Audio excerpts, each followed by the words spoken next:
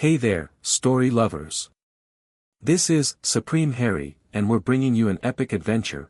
What if Gringotts Goblins performed inheritance test at age 6 and found 31 stolen lordships hidden by Dumbledore for 50 years? Hit like, subscribe, and let's begin this journey.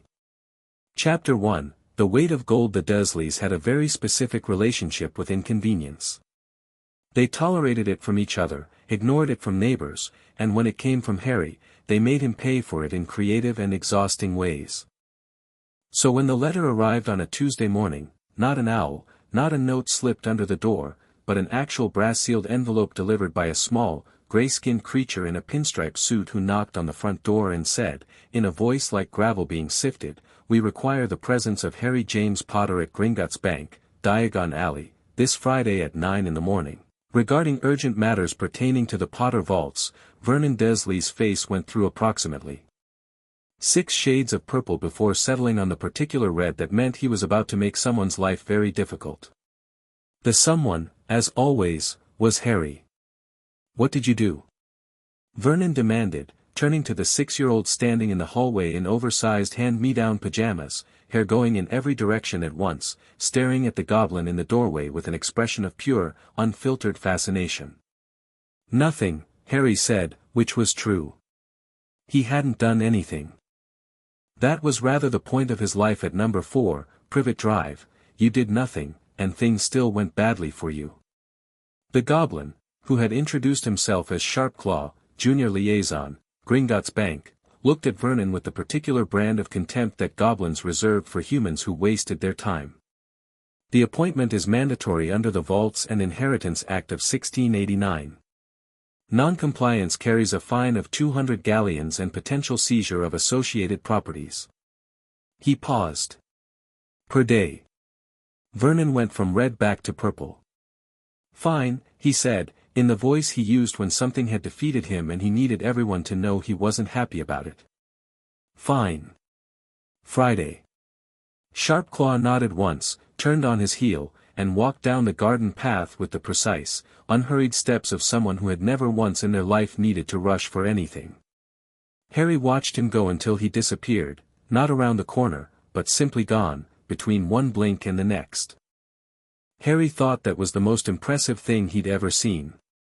He spent the next 3 days thinking about it. Friday came grey and damp, the kind of London morning that couldn't decide between fog and drizzle and settled for both. Vernon drove in furious silence, Petunia rigid in the passenger seat, Dudley eating crisps in the back and occasionally kicking Harry's shin for entertainment. Harry sat with his hands folded in his lap and watched the city slide past the window and thought about gold. He didn't know much about money. He knew the Dursleys had some, because they spent it on Dudley and on things for the house, and didn't spend it on him, and he understood instinctively that this was a choice rather than a necessity. He knew vaguely that his parents had died and left him something, because Petunia had said once, in the middle of an argument with Vernon about school fees, "At least the boy's vault will cover his own keep eventually," in the tone she used for things she resented but intended to profit from. He hadn't thought much about it beyond that. He was 6. The architecture of financial exploitation was somewhat beyond him. But he was also, as his teachers occasionally noted with the specific bewilderment of people who didn't know what to do with a child like this, very perceptive. Diagon Alley appeared when Vernon, sweating despite the cold, pressed on exactly the right bricks in the wall behind the leaky cauldron in the sequence Sharpclaw had written on a card. Harry walked through behind him and stopped. He'd never seen anything like it. Even on a grey Friday morning it was alive, shop windows glowing with warm light, witches and wizards moving in that unhurried, purposeful way of people who belonged somewhere, owls in cages and cauldrons stacked in pyramids and the smell of something that wasn't quite smoke and wasn't quite sugar but was somehow both. Harry stood on the cobblestones and breathed it in and felt, for the first time in his life, like he'd arrived somewhere he was supposed to be. Vernon grabbed his shoulder and propelled him forward. Gringotts was white marble and brass doors and the kind of architecture designed specifically to make you feel small and financially irresponsible. Harry walked in and craned his neck to look at the ceiling and the chandeliers and the rows of goblins bent over ledgers, and thought it was the most serious place he'd ever been. A goblin was waiting for them at the entrance. Not Sharp Claw. This one was older, shorter, with a face like a topographic map of a mountain range and eyes the color of old copper. He wore robes that were better than the other goblins and carried a ledger under one arm like a weapon. "Harry Potter," he said. Not a question. "Yes," Harry said. The goblin looked at him for a moment with an expression Harry couldn't read, then shifted his gaze to Vernon with an expression Harry could read perfectly well. It was the same one Harry used when Dudley broke something and then looked at him. "Mr. Dursley. You may wait in the lobby. There is a waiting area to your left. Do not touch anything." Vernon drew himself up. "Now see here, the appointment is with the minor, not with his guardians. Goblin law governs all proceedings within this institution. You are welcome to contest this with the ministry, which will take approximately 8 weeks to respond." The goblin's copper eyes didn't move from Vernon's face. "Or you may sit down." Vernon sat down. The goblin turned back to Harry. Something in his face had shifted, not warmth, exactly. More like assessment. The way Harry imagined someone might look at a racehorse they were considering purchasing. "I am Ragnarok," the goblin said. "Senior account manager for the Potter family. Come with me." Harry followed him through a door behind the main counter, down a corridor that was narrower and better lit than he expected, and into a room that was clearly designed for privacy. Round table. 4 chairs. A single candle floating at eye level. On the table, a shallow stone bowl, a quill, and a small glass vial of something that was not quite red. Ragnarok sat. Harry sat. 2 other goblins took the remaining chairs, one with a ledger, one with nothing at all, who simply watched Harry with focused, unreadable attention. "Do you know why you're here?" Ragnarok asked. "An inheritance test," Harry said. Ragnarok raised an eyebrow a fraction of an inch. "You know the term." "I looked it up. There had been a children's encyclopedia in Dudley's room that Dudley had never opened. Harry had been using it for 2 years. It tests bloodlines. For magical inheritance. To see what families you're descended from. Broadly correct." Ragnarok opened the ledger the other goblin passed him. "Every magical child is entitled to one. Most families arrange it at birth. The Potter family's circumstances," he paused on the word with careful precision, "meant yours was delayed. We are correcting that now." "Why now?" Harry asked. "Why not when I was born? Or before?" Ragnarok looked at him with that assessing copper gaze. "That," he said, "is an excellent question. We will discuss the answer after the test is complete." He gestured toward the stone bowl and the vial. 3 drops of blood into the bowl. The quill will do the writing.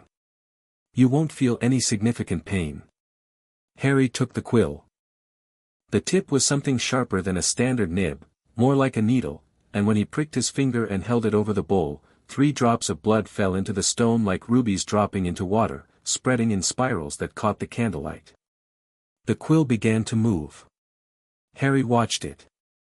The other goblins watched Harry. Ragnarok watched the parchment. The quill wrote for 30 seconds, which was longer than Harry expected. Then it paused.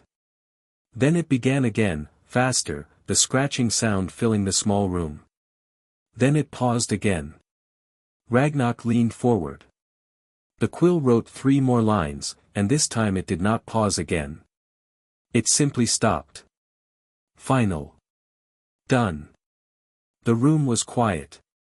The goblin with no ledger, the watcher, said something in gobbledygook. Sharp, short, a single phrase. Ragnarok responded without looking up from the parchment, and whatever he said made the other goblin sit back in his chair with an expression that Harry, who was good at reading expressions on human faces and was learning to read them on goblin ones, interpreted as shock. Harry waited.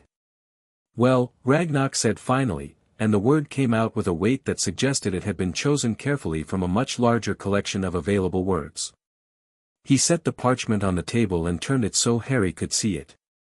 Harry read it. He was not a slow reader for his age. He was actually an exceptionally fast reader for any age. He read the parchment from top to bottom in about 90 seconds, reading some lines twice, and then he set it down and sat very still and looked at the candle flame floating at eye level. 31, he said. Yes. 31 lordships. 31 active, legally valid claims to magical lordships, hereditary seats, or family headships. Some minor, some. Ragnarok touched the parchment, not minor at all. Harry picked the parchment up again. Near the top, in the quill's precise copperplate, Lord of the Ancient and Noble House of Potter. Lord of the Ancient and Noble House of Peveril. Lord of the Ancient and Noble House of Gryffindor. He looked up. Gryffindor.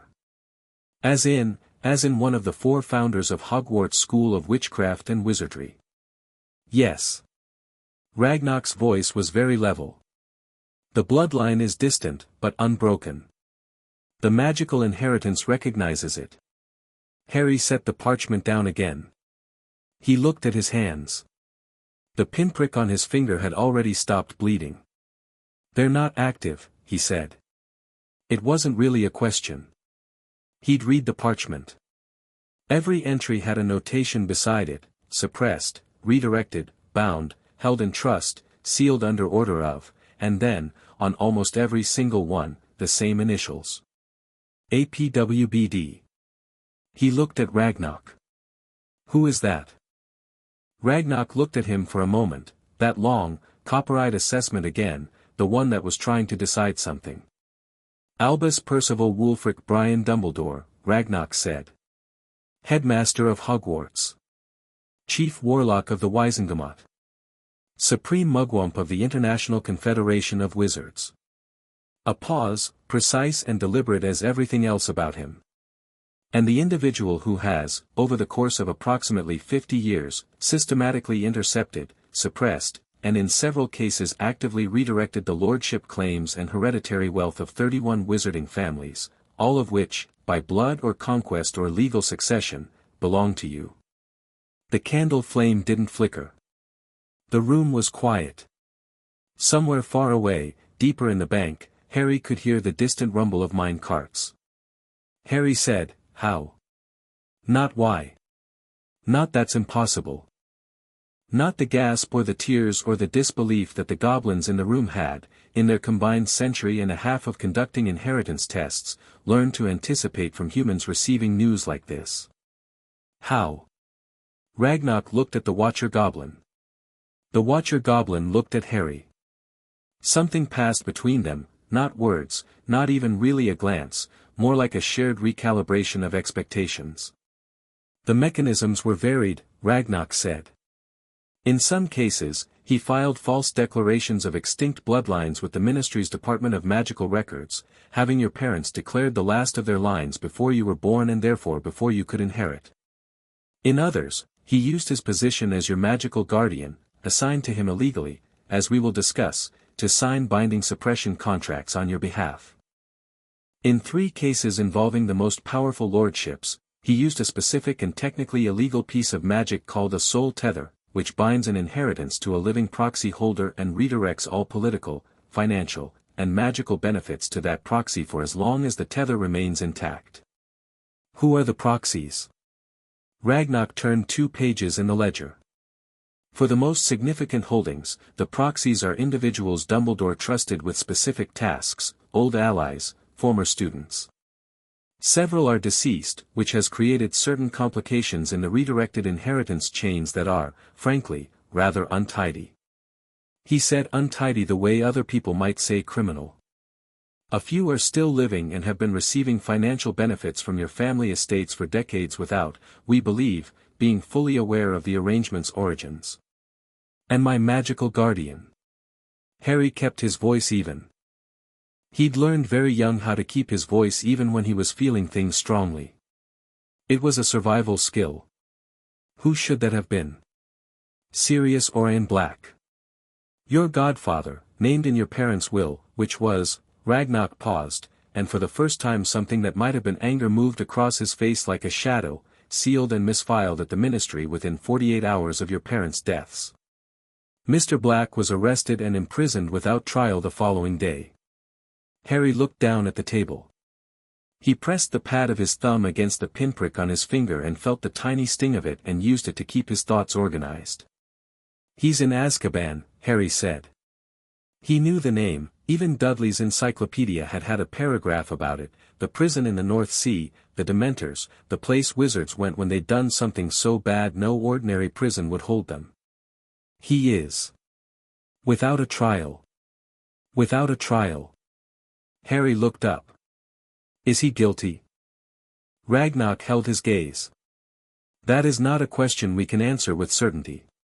However. He closed the ledger with a sound like a door shutting. It is a question a court of law should have answered 5 years ago, and did not. And it is a question that the existence of your parents' will, which names him innocent of the charge of betraying their location, explicitly, makes considerably more complicated for the individuals who chose not to ask it. Harry thought about this. He thought about it the way he thought about the problems his teachers gave him, not as something overwhelming but as something with pieces, and if you found all the pieces and arranged them correctly, you could see the shape of the answer. "What can I do?" he said. The third goblin, the one with the ledger who hadn't spoken, made a small sound. Ragnarok cut him off with a look and turned back to Harry. "You are 6 years old," Ragnarok said. "Legally, in Wizarding Britain, you cannot act independently for matters of this magnitude. You require a magical guardian to. My magical guardian is the person who stole my inheritance." "Yes. So I need a new one." "That is one avenue. What are the others?" Ragnarok was quiet for a moment. The candle flame bobbed gently in some unfelt current. Then he folded his hands on the table, small, gray, long-fingered hands with rings on 3 fingers, and looked at Harry the way Harry imagined a general might look at an unexpected piece on the board. "There is a legal mechanism," Ragnarok said, "called emancipatory lordship claim. It is ancient. It has not been invoked in approximately 300 years. It allows a magical minor, upon presentation of sufficient hereditary claim, to petition for partial emancipation, specifically, the right to act in matters directly pertaining to their own inheritance without requiring guardian approval." He paused. The bar for sufficient hereditary claim is set quite high. How high? Historically, scholars assumed a minimum of 3 major lordships would be required. There is no formal legal ceiling. He looked at the parchment with Harry's bloodwork on it. "You have 31. So I qualify." "You qualify approximately 10 times over." Harry nodded slowly. He was quiet for a moment, not hesitating, just thinking, organizing, seeing the board. "If I file the emancipatory claim, I can act in my own inheritance matters. I can contest the lordship suppressions. I can demand my godfather's trial. I can challenge Dumbledore's guardianship. Broadly, yes. The process is not instant. There will be resistance, both political and legal. Dumbledore has powerful friends in the Ministry and the Wizengamot. He will not," Ragnarok chose the word carefully, "appreciate this." "I don't need him to appreciate it," Harry said. The Watcher Goblin made another sound. This time it was not a sound of protest. It was, Harry thought, something closer to appreciation. "Mr. Potter," Ragnarok said. "I want to be transparent with you about something, because Gringotts does not profit from obscuring its own interests." He leaned forward slightly. "The goblins have had our own grievances with Albus Dumbledore for some years. He has blocked 3 pieces of legislation that would have expanded goblin banking rights. He has used his position on the International Confederation to prevent formal recognition of goblin contract law as equivalent to wizard contract law. He has, in short, been a significant obstacle to the legal advancement of our people." "So this benefits you too," Harry said. "Significantly. We are not doing this out of charity." "I know." Harry looked at him. "I'm not asking you to. I'm asking if you're good at it." Ragnar sat back in his chair. For the first time in the conversation, something that was not quite a smile but was structurally related to one moved across his face. "We," he said, "are extraordinarily good at it." They spent 3 more hours in that room. Ragnar explained things with the thorough, unpatronizing clarity of someone who respected that his audience was small but not stupid. The Watcher Goblin, whose name turned out to be Griphook, recently promoted to legal division, clearly here to observe and clearly finding this the most interesting day of his career, took notes. The Ledger Goblin, Nagnok, produced documents at intervals with the efficiency of someone who had anticipated exactly this sequence of requests. Harry learned what a lordship actually meant: the political seat in the Wizengamot, the hereditary estates, the family vaults, the magical artifacts, the ancient rights and responsibilities that Wizarding Britain's oldest families carried like stones in their pockets, some so old the original reasons had been forgotten. He learned about the Potter family in particular, old, not the oldest, but consistent. Wealth built from apothecary work and spell development over 12 generations.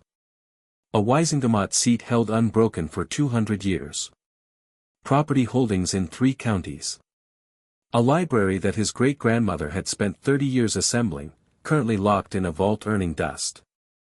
He learned about the Peveril line, much older, thinner, the bloodline stretched across centuries but alive, connecting through the Potters and further back than that, to 3 brothers who had, apparently, done something notable with death and been remembered for it ever since. He learned about Gryffindor, which made his chest do something complicated, not pride exactly, more like the feeling of finding a room in a house you'd always lived in that you hadn't known was there. And he learned about the 27 other families, some he recognized from the encyclopedia, most he didn't, whose claims wound through his bloodline like rivers through a map, most of them extinct in the direct line, leaving him the last inheritor by blood or by magical conquest or by provisions in ancient family charters that had never been invoked because no one had ever checked, because Dumbledore had made sure no one checked. "He's been doing this for 50 years, Harry said, when Ragnar had finished the overview. "The earliest documented action we can trace is from 1944. Your grandfather's lordship claims were first interfered with approximately 8 years before your grandfather died. Why? What does he get from it?" "Several things." Ragnar turned a page.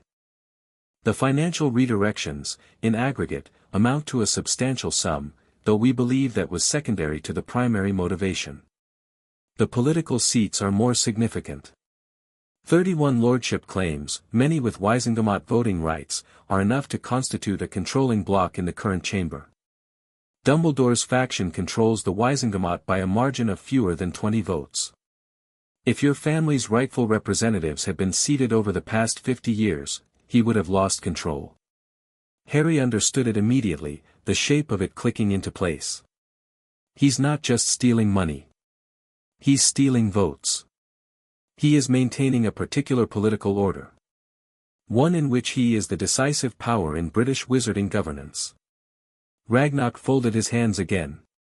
"We do not believe he views this as theft. We believe he views it as necessary. As stewardship. As ensuring that power remains with someone who can be trusted to use it correctly. Himself. Himself." Harry thought about that for a long time. About a man who was brilliant and powerful and who had decided, sometime in the last 50 years, that the best thing he could do for the wizarding world was to control it completely. And who had arranged everything, carefully and patiently, to make sure he could. "Does he know about me?" Harry asked. "About what I am. What I could claim." "He placed you with your Muggle relatives personally," Ragnar said. "He sealed your parents' will personally. He assigned himself as your magical guardian through a document filed the morning after your parents' deaths, bypassing your godfather, using emergency guardian provisions that require a sitting chief warlock to countersign, a position he holds." A pause. "He knows precisely what you are. And he put me somewhere he thought I'd stay small," Harry said. The room was quiet. Harry looked at the parchment with his blood work on it. The quill's copperplate. 31 lines, 31 names, 31 things that had been his from the moment he'd been born and that someone had decided, for 50 years and counting, he didn't need to know about. He thought about the cupboard under the stairs.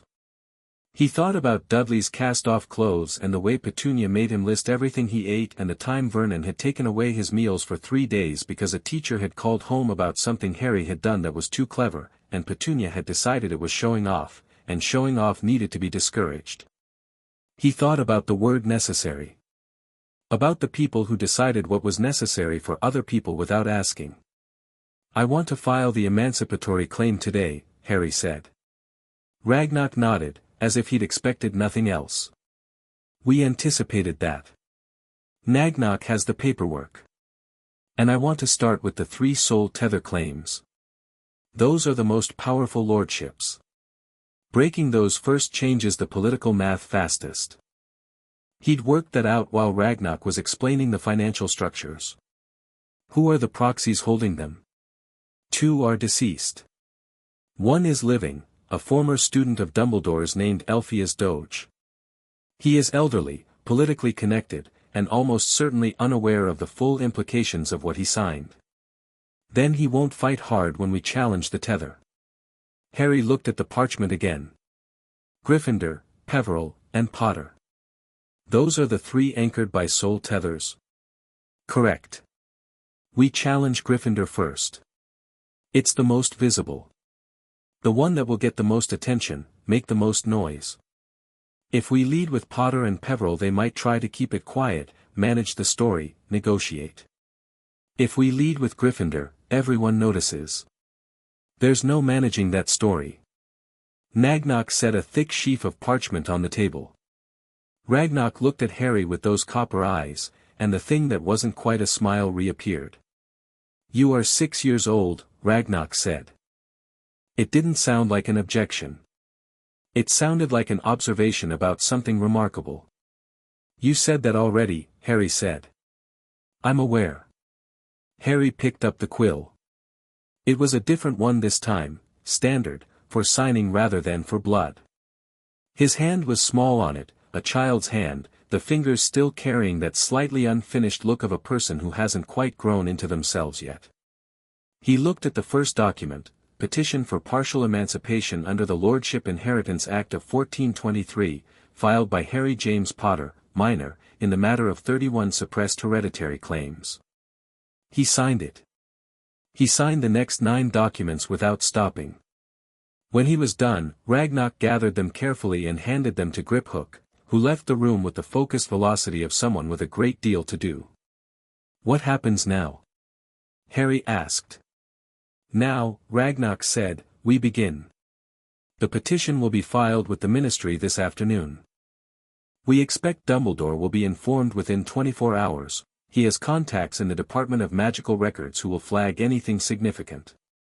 He will attempt to suppress or delay the filing. He will not succeed, because we will be faster than him and our legal standing is, frankly, unassailable." He folded the ledger shut. "The first formal hearing will be scheduled within 2 weeks. We will represent your interests in all legal proceedings. Our fee is 7% of all recovered assets and 2% of all future income from recovered holdings, for a period of 20 years. 5% of recovered assets," Harry said. 1% of future income. For 15 years. In exchange, I'll advocate publicly for goblin contract law reform when I'm seated in the Wizengamot." The room went very still. Ragnock looked at him. "The advocacy would be genuine," Harry said. "Not performative. I read about the current legislation. The Magical Contract Enforcement Bill has been blocked 4 times. That's worth more than 2% over 20 years. Ragnock was quiet for a long moment. Then he said something to Nagnock in gobbledygook, very quietly, and Nagnock wrote something in the ledger, and Ragnock turned back to Harry. 6% of recovered assets. 1% of future income for 20 years. Genuine legislative advocacy when you are seated. Done, Harry said. They shook hands across the table, Harry's small brown hand in Ragnock's grey one, and the contact carried a faint warmth that wasn't body heat, more like a spell settling into place, magic recognizing a binding agreement between two parties who both intended to keep it. "One more thing," Harry said. "Sirius Black. What would I need to demonstrate to force a trial review?" "The sealed will, once unsealed, constitutes legal grounds to request a review of the charges. We can have it unsealed as part of the inheritance proceedings." "How long?" "Unsealing the will takes 1 hour. Filing for trial review takes 2 days. Assuming standard ministry processing times, Ragnar's tone suggested he anticipated non-standard processing times. A hearing could be scheduled within a month. "Good." Harry stood up. He was short, standing. The table came to his chest. "Then let's do that too." He walked to the door, then paused, and looked back at Ragnar over his shoulder. "Thank you," he said. "For telling me the truth." Ragnar watched him for a moment. "Mr. Potter," he said. "When you are at Hogwarts, if any of the professors, regardless of their rank or reputation, attempt to pressure you into signing any document, request that you submit to any form of magical binding, or suggest that your interests and the school's interests are identical," he paused, "do not sign. Do not agree. Do not trust the framing. Contact us first." Harry nodded. He'd intended to anyway. But it was good to know Ragnar intended to be reachable. He went back through the corridor and into the main hall of the bank, where the rows of goblins were still bent over their ledgers and the chandeliers still threw gold light on the marble floors, and everything looked the same as it had when he'd arrived 2 hours ago, except that everything had changed. Vernon was in the waiting area where Ragnar had put him, sitting in a chair that was slightly too small for him, red-faced and uncomfortable, with a copy of a goblin financial journal he'd clearly picked up to look occupied and clearly hadn't read a word of. He looked up when Harry appeared. "Well? What did they want?" Harry looked at him. At the thick neck and the small eyes and the particular expression Vernon Dursley wore when he wanted to look like he was in charge of something. "Just paperwork," Harry said. "About the family accounts." Vernon grunted and pushed himself out of the chair. "Come on then. We're already late for, I'll need to come back next week," Harry said. "And the week after. There's quite a lot of paperwork." Vernon stopped. "What?" "The accounts are complicated. It'll take some time to sort through." He met Vernon's eyes. "Ragnar said if there's any trouble about me coming, he'll send someone to discuss it." Vernon's jaw worked silently for a moment. "Fine," he said. They walked out of Gringotts into the grey Diagon Alley morning, and Harry looked up at the sky between the crooked rooflines, and breathed in the smell of old magic and broom polish and something cooking somewhere that smelled like cinnamon, and he thought about 31 names written in copperplate on a piece of parchment, and he thought about a man who had built a cage out of stolen votes and redirected gold and a sealed will and a child left on a doorstep. He thought about what it felt like to find the door. He was 6 years old. He had a goblin for a lawyer, 31 claims to some of the oldest magical families in Britain, and the kind of cold, quiet certainty that sits in your chest like a coal and doesn't need oxygen because it makes its own. He had never been afraid of Dumbledore. You couldn't be afraid of someone you didn't know was watching you. Now he knew. He found he still wasn't afraid. He was something else entirely.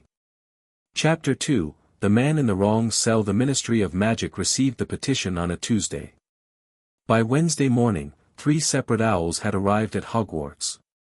Harry knew this because Ragnar told him, in the same level, copper-eyed way Ragnar told him everything, when Harry arrived at Gringotts the following Saturday with a list of questions he'd written in the margin of Dudley's old encyclopedia. He sent 1 owl to his contact in the Department of Magical Records, Ragnar said, spreading 3 intercepted memos across the table. Harry didn't ask how they'd been intercepted, and Ragnar didn't explain, and they both understood this was a functional arrangement. 1 to the head of the Department of Magical Law Enforcement. And 1 to the minister himself. Harry picked up the first memo. Dumbledore's handwriting was exactly what he'd expected, elegant, controlled, the loops a little too perfect, like someone who decided long ago what their penmanship should say about them. The memo to the records office said, in the mildest possible language, that there appeared to have been a filing error regarding the Potter inheritance proceedings and that it would be most appreciated if the matter could be reviewed before any formal action was taken, as there were sensitivities involved relating to the boy who lives' well-being that required careful handling. The one to law enforcement was less mild. It talked about precedent and destabilization and the importance of ensuring that a grieving, vulnerable child was not being exploited by parties with their own interests at heart. Harry set it down. He's calling me vulnerable. He's calling you a weapon that someone else is pointing at him, Ragnarok said.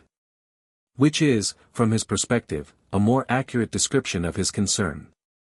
What's the ministry doing? Exactly what we expected. Stalling. Ragnarok opened the ledger. The Department of Magical Records has flagged our filing for a mandatory secondary review, which under standard procedure takes 3 weeks. The Department of Magical Law Enforcement has declined to accelerate the trial review for Sirius Black, citing, he read from the page with barely concealed contempt, insufficient new evidence to warrant expedited proceedings. The unsealed will, which they are claiming requires authentication. Authentication which their office will handle. A pause. In 3 weeks. Harry looked at the ceiling. Then back at Ragnarok. They're going to try to run the clock. Keep delaying until they can figure out a way to make the filings disappear or discredit them. That is our assessment. Then we need to go around the ministry. Harry tapped the parchment. The emancipatory petition, you filed it with the ministry, but the Wizengamot is a separate body.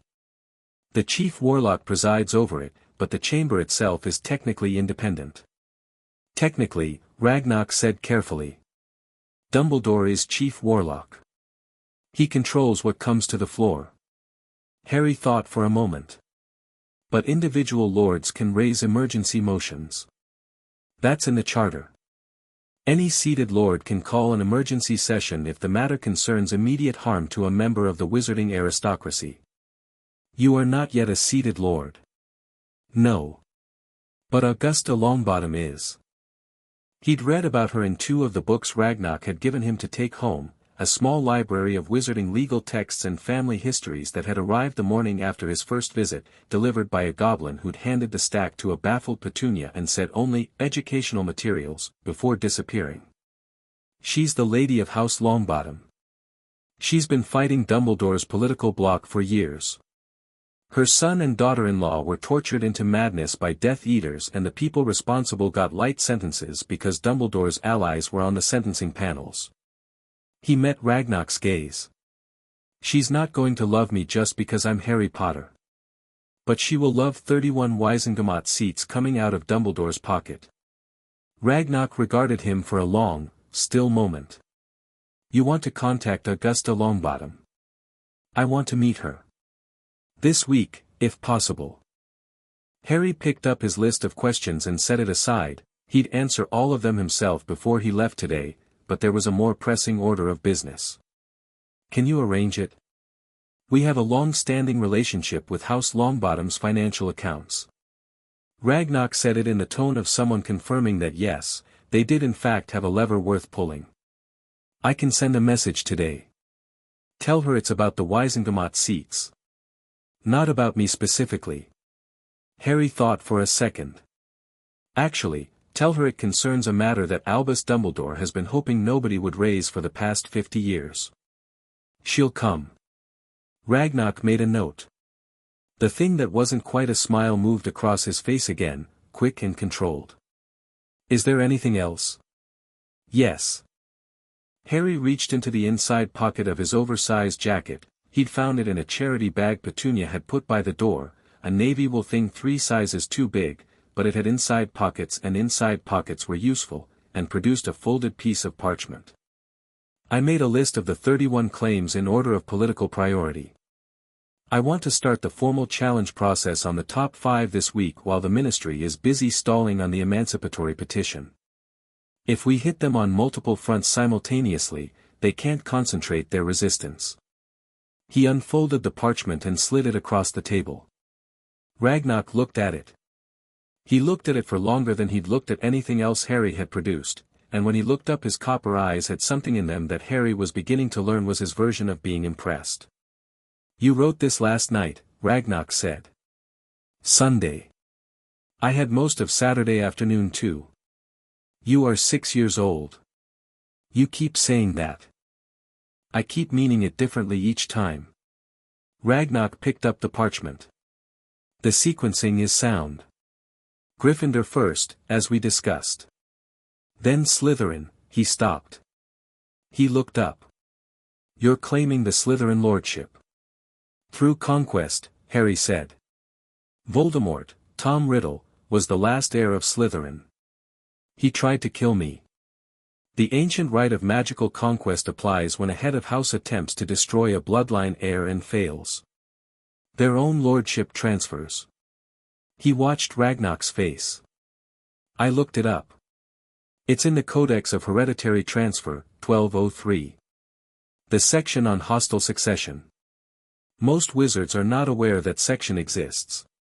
Most wizards don't have a reason to look for it." Ragnock set the parchment down. "Claiming the Slytherin lordship will be politically volcanic." "Good," Harry said. "Volcanic means everyone's looking. And when everyone's looking, it's very hard to quietly make things disappear." Augusta Longbottom arrived at Gringotts on Thursday afternoon in a set of robes the color of thunderclouds and a hat with a stuffed vulture on it that Harry found, privately, magnificent. She was somewhere between 60 and ancient, with a sharp face and eyes that reminded him of a hawk, not in the predatory sense, more in the sense of a bird that saw everything and categorized it instantly and wasted absolutely no energy on things that didn't matter. She looked at Harry the way most adults looked at him, with the slight adjustment period that happened when people who'd heard of the boy who lived encountered an actual small child with messy hair and a too-big jacket. Then she looked at him more carefully, and the adjustment period ended, and she sat down. "Show me," she said. Harry showed her. He'd prepared a summary, 12 pages, written in his neatest hand, organized into 4 sections: the theft mechanism, the political implications, the legal strategy, and the timeline. He pushed it across the table and waited while she read it, watching her face the way he always watched faces when the information was important. She read fast. She turned pages with a controlled, precise snap. Halfway through the 3rd section her jaw tightened, and Harry thought, there it is, that's the moment she sees the Wisengamot vote count, and he filed that away because it was useful. When she finished, she set the document down and looked at the far wall for about 15 seconds. 50 years, she said. "The earliest action we've traced is 1944, Harry said. "Though Ragnock thinks there may be earlier instances we haven't documented yet. And you want me to bring an emergency motion to the Wisengamot floor. I want you to bring 2 emergency motions. The first is a request for immediate unsealing of the Potter Black will, citing interference with a minor's hereditary rights. The second is a motion of inquiry into the administration of emergency guardian assignments made in October and November of 1981. He'd thought carefully about the sequencing. The will was the emotional argument, a dead family's last wishes, a child left without his godfather. The guardian assignments were the legal argument, procedural violations that had nothing to do with feelings. Both at once made it impossible to wave away as sentiment. The will gives you the story. The guardian assignment inquiry gives you the mechanism. Together they put Dumbledore on the defensive in the chamber before he's had time to build a counter-narrative, Augusta said. She looked at Harry. "How old are you?" 6. "My grandson is 6. She said it thoughtfully rather than dismissively, like she was using the data point to recalibrate something. Neville would not have written this. Neville might have, Harry said, because it felt important to say. Given the right books. Something shifted in Augusta's expression, brief and quickly controlled, but there. She looked down at the summary again. "The Slytherin claim," she said. "You're serious about this?" "Completely. It will terrify half the Wisengamot. The half that's been comfortable with Dumbledore managing things, Harry said. Yes. That's the point. Augusta was quiet for a moment. She had the kind of stillness that Harry recognized as the pause before a decision rather than hesitation, the stillness of someone who had already mostly decided and was just completing the final check. I've been fighting Albus Dumbledore in that chamber for 11 years, she said. Since Frank and Alice. She didn't finish that sentence, but she didn't need to. Every motion I've raised has been either voted down or procedurally strangled. Every ally I've built has eventually been pressured into his camp or scared out of the chamber entirely. I've been a single voice, and a single voice in the Wizengamot is mostly useful for making noise. 31 seats isn't a single voice, Harry said. No. Augusta looked at him with those hawk-sharp eyes. It's a majority. A pause. A slim one, depending on how the current alignments fall, but, I've been working through the current seating chart, Harry said, and produced another piece of parchment, this one a table he'd drawn up from the books Ragnarok had given him and 2 Wizarding Law periodicals from 1993 that Nagnok had sourced. Dumbledore's block is 38 seats. The independent block is 22. Various family alignments make up the rest. If my 31 claims are recognized and the seats seated, even if only 20 of them vote with us on any given issue, the balance shifts. Augusta took the second parchment. She studied it. She made a small sound, not quite a laugh, something drier and more satisfied than that. All right, she said. I'll file the emergency motions. She looked up. But I'm not doing this because you're Harry Potter. I want that understood. I'm doing this because it's right, and because Albus has been allowed to run that chamber like a private club for too long, and because if Frank and Alice's son has a friend who can end that, she stopped herself. She set the parchment down. I'll need the legal documentation from Gringotts. Ragnarok has copies for you, Harry said. He anticipated you'd say yes. Augusta looked toward where Ragnarok was sitting, a little further down the table. Did he? He's been very useful, Harry said. Goblins usually are, Augusta said, in the tone of someone who'd learned this the hard way and made their peace with it. She stood, straightening her robes. I'll file Monday morning. I suggest you be ready for Tuesday to become a very interesting day. She picked up her hat and swept out with the decisive velocity of a woman who had just made a decision and was already 3 steps into executing it. Harry watched her go. She's going to be good at this, he said. Lady Longbottom has always been effective, Ragnarok said. She has simply, until now, been outnumbered. He made a note in the ledger.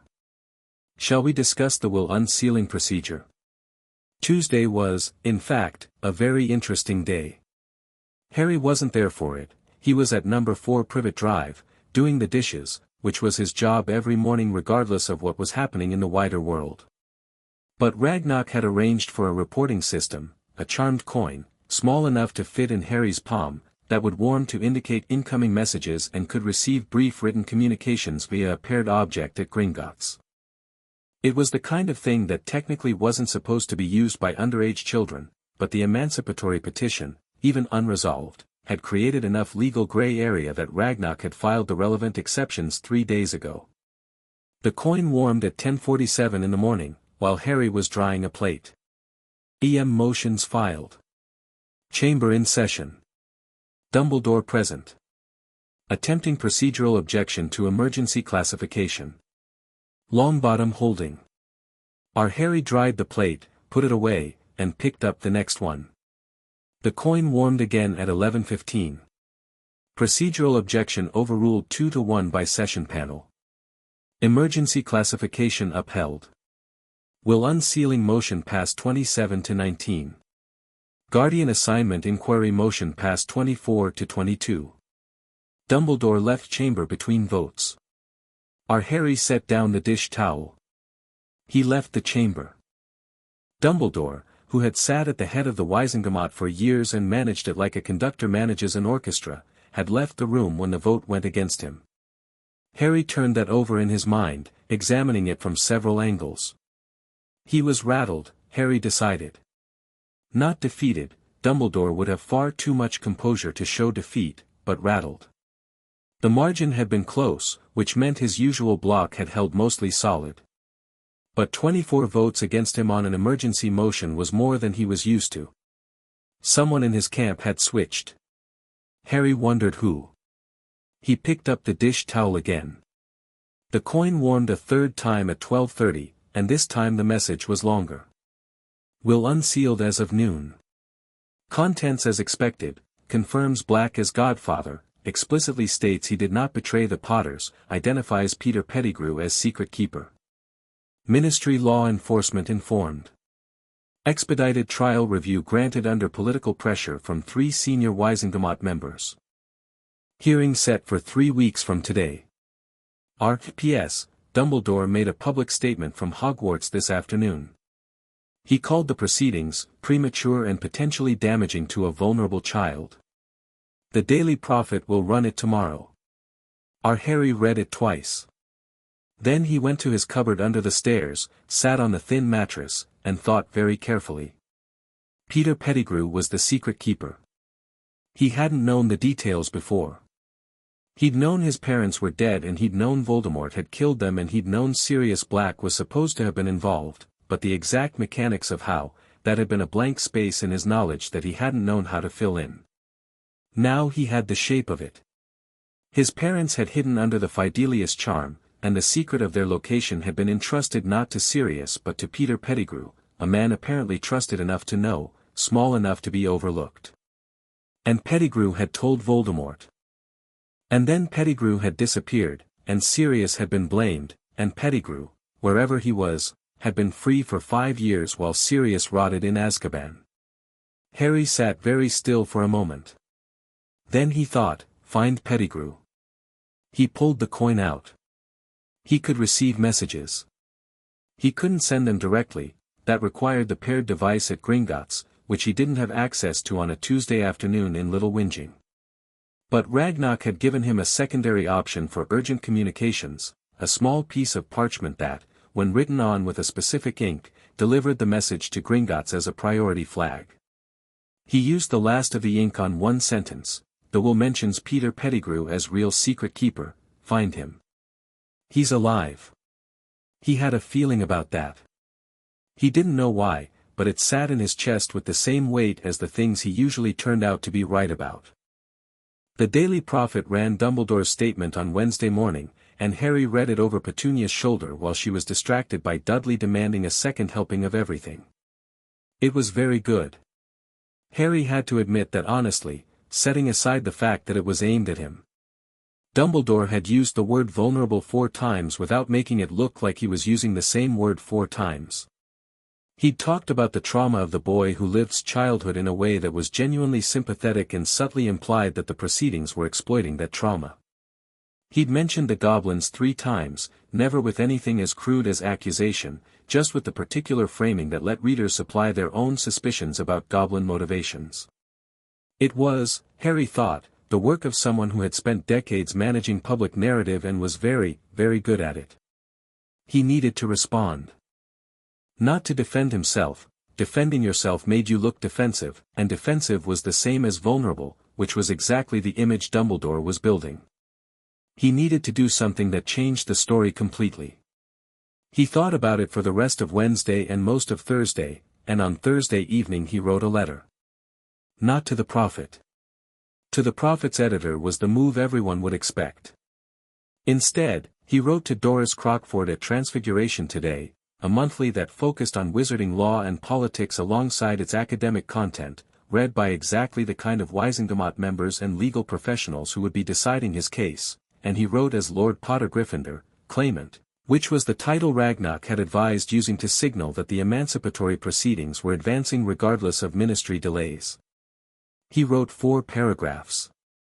The first established the facts without embellishment, the inheritance test results, the documentation, the legal filings. The second addressed the vulnerable child framing directly, I am 6 years old. I am also, by blood and legal right, heir to 31 of the oldest magical families in Britain. I do not believe these 2 facts are in conflict. I believe someone else does, and I believe that belief tells you more about their position than about mine. The third outlined the core question, not whether Harry was too young to act, but whether any child's hereditary rights could be legally suppressed for 50 years by anyone, regardless of their intentions.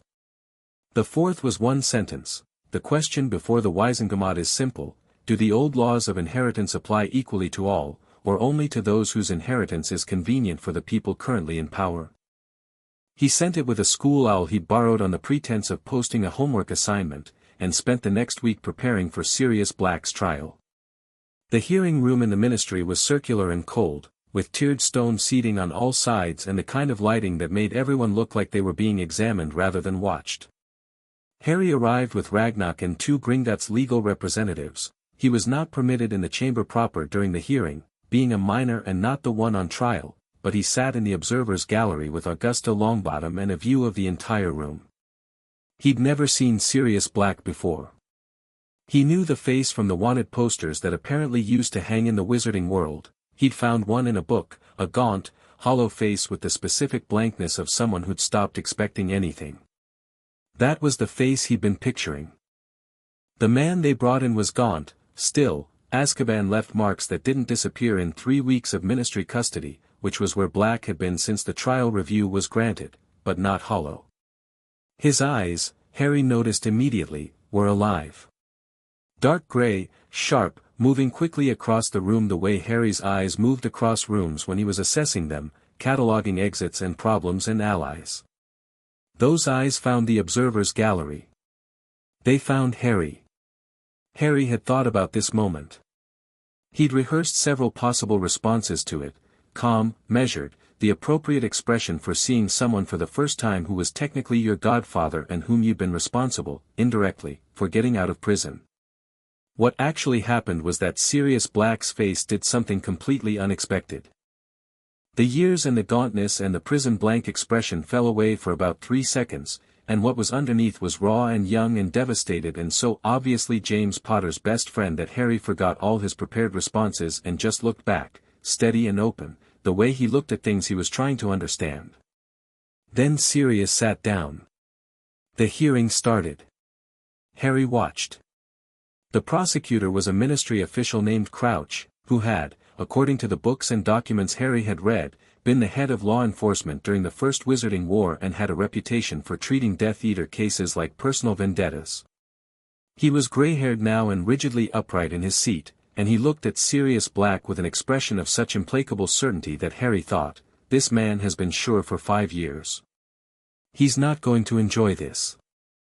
Ragnock presented the will first.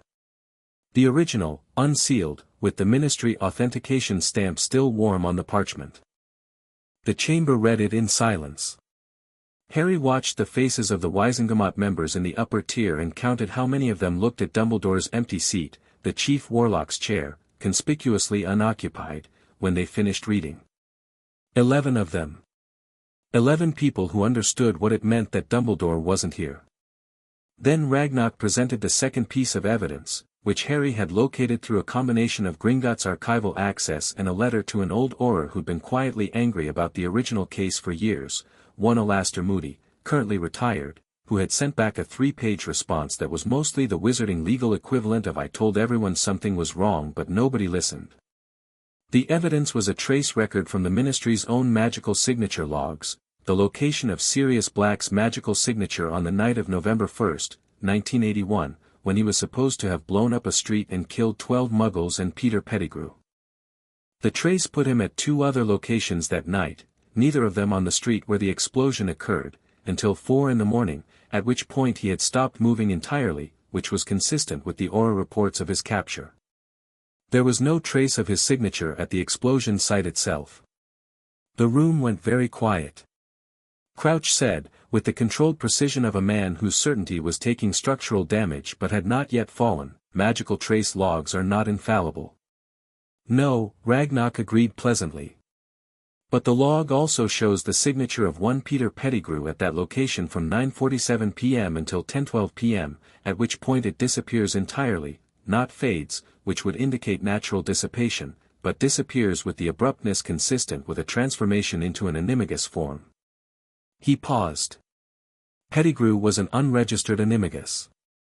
A rat. His magical signature in rat form would no longer be registered by the standard ministry trace. Which is, we believe, exactly why he used it to escape. Crouch said nothing. The ministry's own records, Ragnarok continued, show that Sirius Black was not present at the murder of 12 Muggles and Peter Pettigrew. They also show that Peter Pettigrew was present, transformed, and escaped under cover of a form the ministry didn't know to track. He closed the file. Sirius Black has been imprisoned for 5 years for a crime the ministry's own documentation shows he didn't commit.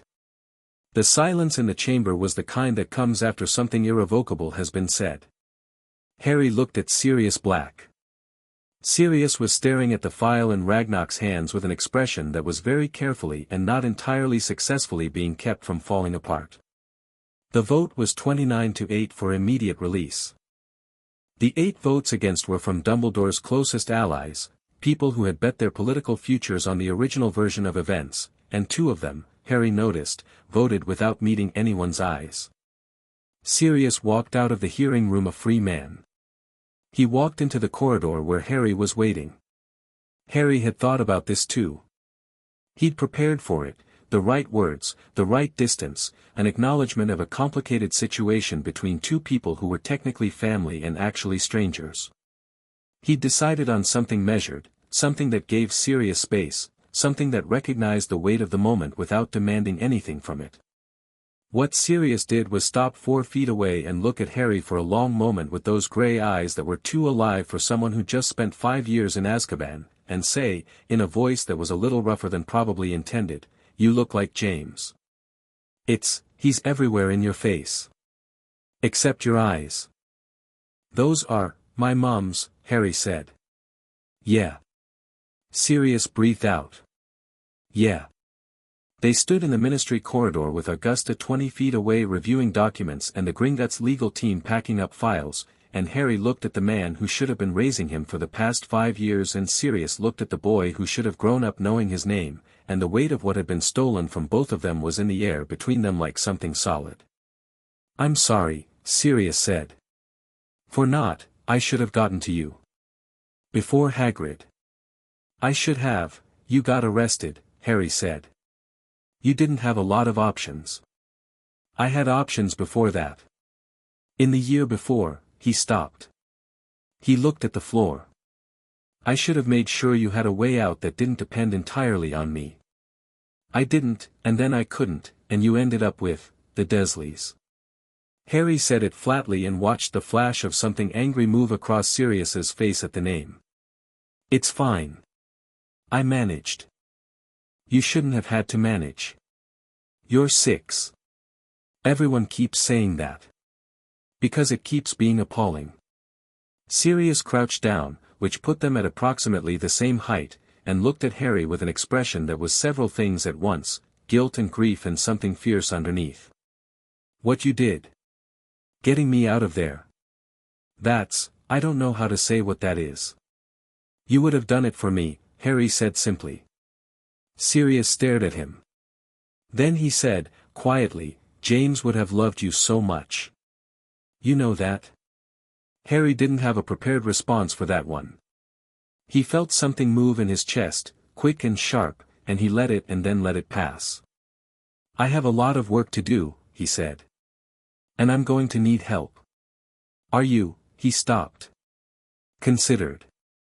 He didn't want to ask the wrong thing, demand too much from someone who'd spent 5 years being consumed by dementors. "When you're ready," he said instead. "When you've had time. I'd like to have someone in my corner who knew my parents." Sirius looked at him for a long moment. "I don't need time," he said. "Tell me what you need." Ragnarok found Harry a response from Transfiguration today when they returned to Gringotts that afternoon, not just a publication confirmation, but a note from the editor saying the letter had generated more immediate reader response than anything they'd published in 3 years and asking if Lord Potter Gryffindor, claimant, would be available for a formal interview. Harry read it, put it in his inside pocket, and said, "Not yet. After the Slytherin claim is formally filed. That's when we want the interview." Ragnarok made a note. Sirius, sitting across the table for his first meeting with the Gringotts team, he'd lost the prison pallor slightly in the afternoon air, though not much, and he kept turning his ministry-issued temporary wand over in his hands the way you'd handle something you weren't sure was real yet, looked between Harry and Ragnarok and said, "When did you plan all this?" "Saturday after the first appointment," Harry said. "You were 6 on Saturday." "I'm still 6. Sirius looked at Ragnarok. "Is he always like this?" "He has been," Ragnarok said, "in our experience, entirely consistent." Sirius leaned back in his chair and rubbed his face with one hand. "Right," he said. "Okay. What do you need me to do?" Harry pulled out the parchment with the priority list. "You were a Lord Black before Azkaban. The Blacks are one of the oldest families in Britain. Your family seat in the Wizengamot was handed to my cousin Bellatrix by my mother as soon as I went to prison." Sirius's voice was flat on Bellatrix, the flatness of something very hot that had been cooled into iron. "She renounced the seat herself when she went to Azkaban. It's technically vacant. Can you reclaim it?" Sirius paused. "I've been out of prison for 4 hours. I know. But your political reinstatement is going to happen faster than you think. The ministry is already fielding questions, and 3 Wizengamot members have formally requested your case be reviewed for compensation. If you file to reclaim the Black seat before the ministry can stall that process, you'll be seated within a week." Harry looked at him steadily. "You in the Wizengamot is an anchor. It legitimizes the proceedings from the inside. Dumbledore can call me a child being manipulated by goblins. It's harder to say that about a Lord Black sitting in the chamber." Sirius was quiet for a moment. Then he laughed, startled, short, the laugh of someone who hadn't expected to laugh and wasn't entirely sure how they felt about it. "You're going to tell me," he said, "that you've already drafted the filing." Harry produced the third piece of parchment from his inside pocket and slid it across the table. Sirius stared at it. He looked up at Harry. He looked back down. "Right," he said again, softer. He picked up the parchment. "Yeah, okay. Yeah." He signed it. The owl carrying the Slytherin claim filing left Gringotts at 5:15 that evening. It arrived at the Ministry's Department of Magical Records at 5:30, and the clerk who received it later told a colleague that he genuinely didn't know what he was looking at for about a full minute, because you don't expect, on a Thursday in November, to receive a formal hereditary claim for the lordship of one of the most feared and notorious family lines in wizarding history, filed on behalf of a 6-year-old. By 6 o'clock the filing had been escalated 3 levels up the departmental hierarchy. By 7, the minister had been informed. By 8, an urgent owl had left the ministry for Hogwarts. Harry was in his cupboard by then, having told the Dursleys he'd been at the library, which was technically true, though the library in question was the one at Gringotts and the research assistant had been Griphook rather than a reference librarian. He lay on his thin mattress and listened to the Dursleys' television through the thin wall and thought about the day. Sirius was out. That was the biggest thing. Sirius was out and angry, and Harry had seen it, the moment when the anger had settled into something focused rather than just burning, ready to work.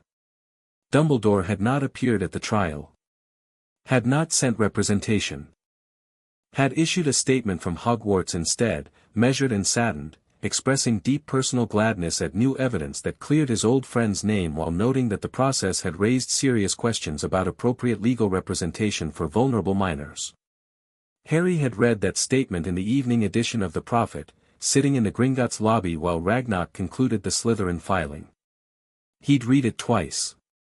Then he'd folded the paper, put it in his jacket pocket, and thought about the word vulnerable again. Dumbledore kept using it. Kept building that image, Harry as the damaged, exploited, tragic child who needed protecting from the people supposedly helping him. It was good strategy. It was probably working on a substantial portion of the wizarding public.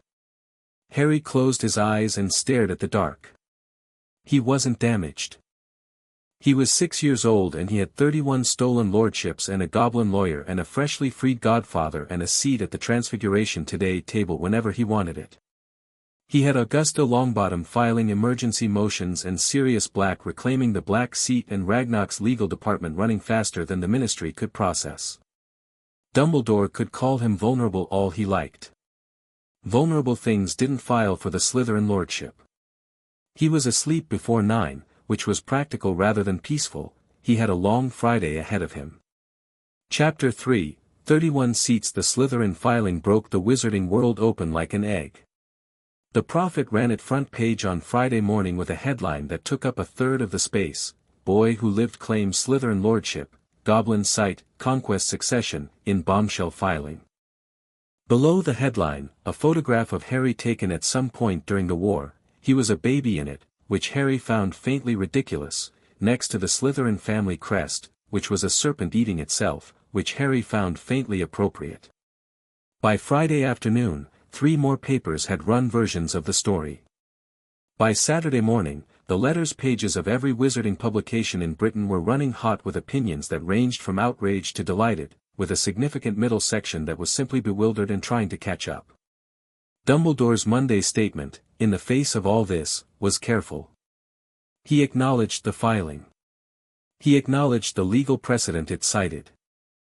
He said, with the gentle authority of a man who had been the wizarding world's moral compass for 30 years, that conquest succession was an archaic provision that had not been seriously invoked in modern wizarding law and that its application here raised important questions about whether ancient legal mechanisms designed for a more violent age should be used to determine the inheritance of a 6-year-old child.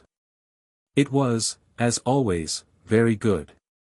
It also, as Harry noted over his Saturday morning chores, completely failed to address the 30 other lordship claims. He's doing triage, Harry said, when he got to Gringotts that afternoon and Ragnarok spread the press coverage across the table. He's picked the Slytherin claim as the most controversial and he's making the argument about that one specifically, hoping the others get bundled into the same debate so he can argue about all of them on the same terms. Which are? Ragnarok asked, in the tone of a teacher who already knows the answer. Ancient law, modern context, child's welfare. He wants to make the whole thing about whether these old mechanisms should apply to a child. Harry looked at the Prophet coverage. So we separate them. Publicly. We make it explicit that the Slytherin claim stands on different legal ground from the others, and we push the others forward individually so each one has to be addressed on its own merits. That is 29 additional legal proceedings. Start with the 5 on the priority list and add 3 more. Harry reached for the ledger page Ragnarok had prepared. Peveril, Gryffindor, Potter, those are the sole tether cases, the strongest documentation. Then Pemberton, Selwyn, and Gaunt. Those are the ones where Dumbledore used false extinction declarations. Then Emery's and Blackwood, those are the ones with living witnesses to the original suppression. 8 simultaneous proceedings, Ragnarok said. 8 stories, Harry said. 8 different families. 8 sets of documentation. 8 times the press has to report something new. He can't address 8 individual cases the same way he's addressing the Slytherin claim. Each one requires a different argument. Each one exposes a different part of the mechanism. He looked up. He'll be explaining himself constantly instead of building a narrative. Ragnarok was quiet for a moment. Then he said, Nagnok. Pull the Pemberton and Selwyn files. The week that followed was, by any reasonable measure, the most turbulent in wizarding political memory since the fall of Voldemort. Monday, Gringotts filed the 8 simultaneous proceedings. The Ministry's Department of Magical Records issued a statement saying it was reviewing its procedures for handling such filings, which everyone understood meant we're trying to figure out how to slow this down. Augusta Longbottom responded from the Wisengamot floor with a procedural motion requiring the department to process all hereditary filings within 5 business days or face a chamber audit. The motion passed by 4 votes. Dumbledore, back in his chief warlock's chair, voted against it with an expression of calm regret that the Prophet photographed beautifully and which Harry looked at for a long time. Tuesday, Transfiguration Today published Harry's letter. The same day, Sirius was formally reinstated as Lord Black and took his seat in the Wizengamot. The photograph of him walking into the chamber, gaunt, upright, in hastily acquired robes that were slightly too new and obviously chosen by someone who didn't know his measurements, ran in every paper. Harry, looking at it, thought Sirius looked like a man who'd been given back a sword and was figuring out how to hold it again. Wednesday, the Daily Prophet ran an interview with Elphias Doge, the elderly Dumbledore ally who was holding the sole tether proxy for the Gryffindor Lordship, in which Doge said he'd had no idea the arrangement constituted a suppression of anyone's inheritance and that he'd signed the document in 1981 as a favor to an old friend who'd explained it as routine estate management. He looked, in the photograph, deeply uncomfortable. That was useful. That was very useful. Harry cut the interview out and sent it to Ragnarok with a note: Doge is willing to cooperate. He doesn't want to be the story. Offer him a clean exit, he releases the tether voluntarily, we don't include his name in the formal suppression charge filing. He'll take it. The response came back in 2 hours, already offered. He accepted. Tether release scheduled for Friday. Our Thursday was Augusta Longbottom at number 4 Privet Drive. Harry had not anticipated this. He'd gotten the coin warming at 8 in the morning while eating toast, and the message had said only, Lady Longbottom requests a meeting at your current residence. This afternoon. She says she has information you need before the weekend. Harry had replied with a yes and spent the morning trying to figure out how to explain to Petunia Dursley that a formidable witch in a vulture hat was coming to tea. He needn't have worried. Augusta arrived at 3, looked at number 4's pristine suburban facade with the controlled expression of someone who found it precisely as depressing as expected, and when Petunia opened the door and began the usual performance of nervous respectability, Augusta looked her in the eye and said, I'm here for Harry. Thank you for the offer of tea, I won't be needing it, and walked in before being invited.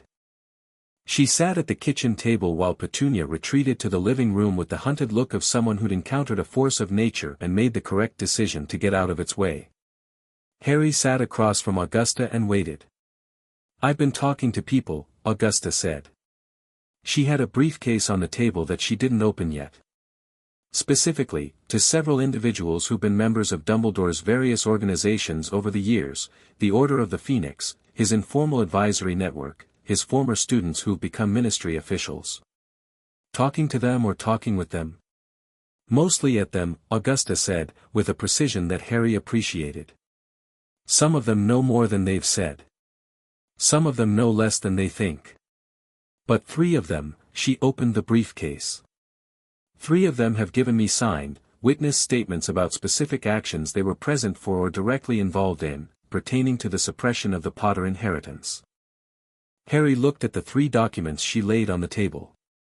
The first was from a retired ministry official named Griselda Marchbanks, very old, very sharp, the kind of woman who'd been waiting a long time for someone to ask her the right questions.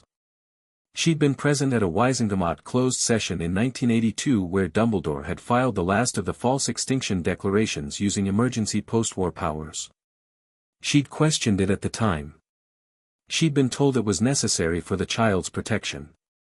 She'd signed off because the world was still smoking and Dumbledore was the person everyone was listening to, and she'd regretted it since. The second was from a curse-breaker at Gringotts. Harry looked up at that, who'd been directed by Dumbledore in 1981 to place the soul tethers without logging them in the standard way. The curse-breaker, since retired and now living in Spain, had done it because you didn't say no to Albus Dumbledore in November 1981 if you wanted to keep your job. He was very, very sorry. The third was from Arabella Figg. Harry stopped. He knew that name. She was the neighbor. The one the Dursleys occasionally left him with when they went out, a small, faintly cat-smelling woman who'd always seemed slightly distracted, who'd let him look at her photo albums and hadn't made him do chores and had given him slightly stale cake that he'd eaten because it was cake and he didn't get cake at home. He read the statement carefully. Arabella Figg was a squib. She'd been placed by Dumbledore in the house around the corner from the Dursleys in 1981 specifically to observe Harry. She reported to Dumbledore directly, twice a year, with updates on Harry's physical and emotional state. She had, in her statement, clearly written by someone in a state of considerable guilt, noted that she had reported on at least 7 occasions that Harry appeared to be experiencing concerning treatment from his relatives. On each occasion, Dumbledore had replied that some adversity was necessary to ensure Harry developed the right character. Some adversity. Harry sat with that for a moment. He wasn't surprised, exactly. He'd worked out the broad shape of Dumbledore's plan: keep Harry small, keep him grateful, keep him pliable. The detail of some adversity didn't change the shape of it. It just made the shape more visible. He set the statement down. "She wants to give evidence at the trial?" he asked. "She asked me to ask you first," Augusta said. "She feels she can give evidence," Harry said. "She didn't make the decisions. She reported what she saw and she was overruled by someone she trusted." He looked at Fig's signature at the bottom of the statement. "Tell her yes." Augusta nodded. She gathered the documents and began returning them to the briefcase, and then stopped. "Harry," she said. She didn't use the title, which she'd been using in all their professional interactions. Just the name, in a different register. Harry looked up. "My grandson Neville," Augusta said. "He's your age. He's a good boy. He has been through difficult things." She paused. "He doesn't have many friends his age who understand what it is to live with the long shadow of the war." Harry thought about what he knew about Neville Longbottom, the boy whose parents had been tortured to madness by Death Eaters while Dumbledore's sentencing panels let the perpetrators off with modified memory charms and claims of Imperius. A boy being raised by a grandmother who was fighting everything at once and winning almost nothing. "I'd like to meet him," Harry said. Something in Augusta's expression that had been slightly braced released very slightly. "Good," she said, in her regular voice, crisp and certain. "Sunday afternoon. You'll come for tea."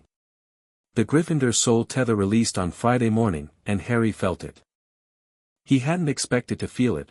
Ragnarok hadn't mentioned that aspect, probably because it was the kind of thing you couldn't prepare a person for and was better experienced than explained. But at 9:52 on a Friday morning, while Harry was in the Gringotts office watching Ragnarok process the formal confirmation, something shifted in the center of his chest. Not pain, not pleasure, more like a sound he'd been hearing so long he'd stopped registering it as noise suddenly stopping. A pressure releasing that he hadn't known was pressure. He breathed in. Then out. "The tether is gone," Ragnarok confirmed, looking at the confirmatory parchment that had appeared in the stone bowl. "I know," Harry said. Ragnarok looked at him with those copper eyes. The connection between a major lordship and its true heir is sometimes perceptible when restored. Particularly for significant inheritances. "Gryffindor," Harry said. "Gryffindor," Ragnarok agreed. Harry pressed his palm flat on the table for a moment. The stone was cool and real under his hand. He thought about the word heir, how long it had been floating around him like a word without an anchor, and how it felt now like it had found something to attach to. "File the formal confirmation of claim," he said.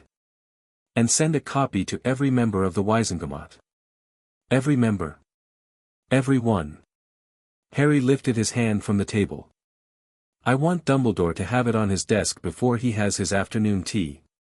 He met Neville Longbottom on Sunday in Augusta's house, which was large and old and full of the particular organized clutter of a family that had been important for a long time and had accumulated evidence of it at every turn, portraits and trophies and shelves of books with cracked spines, and a cabinet in the hallway full of herbology equipment that had clearly been used very recently.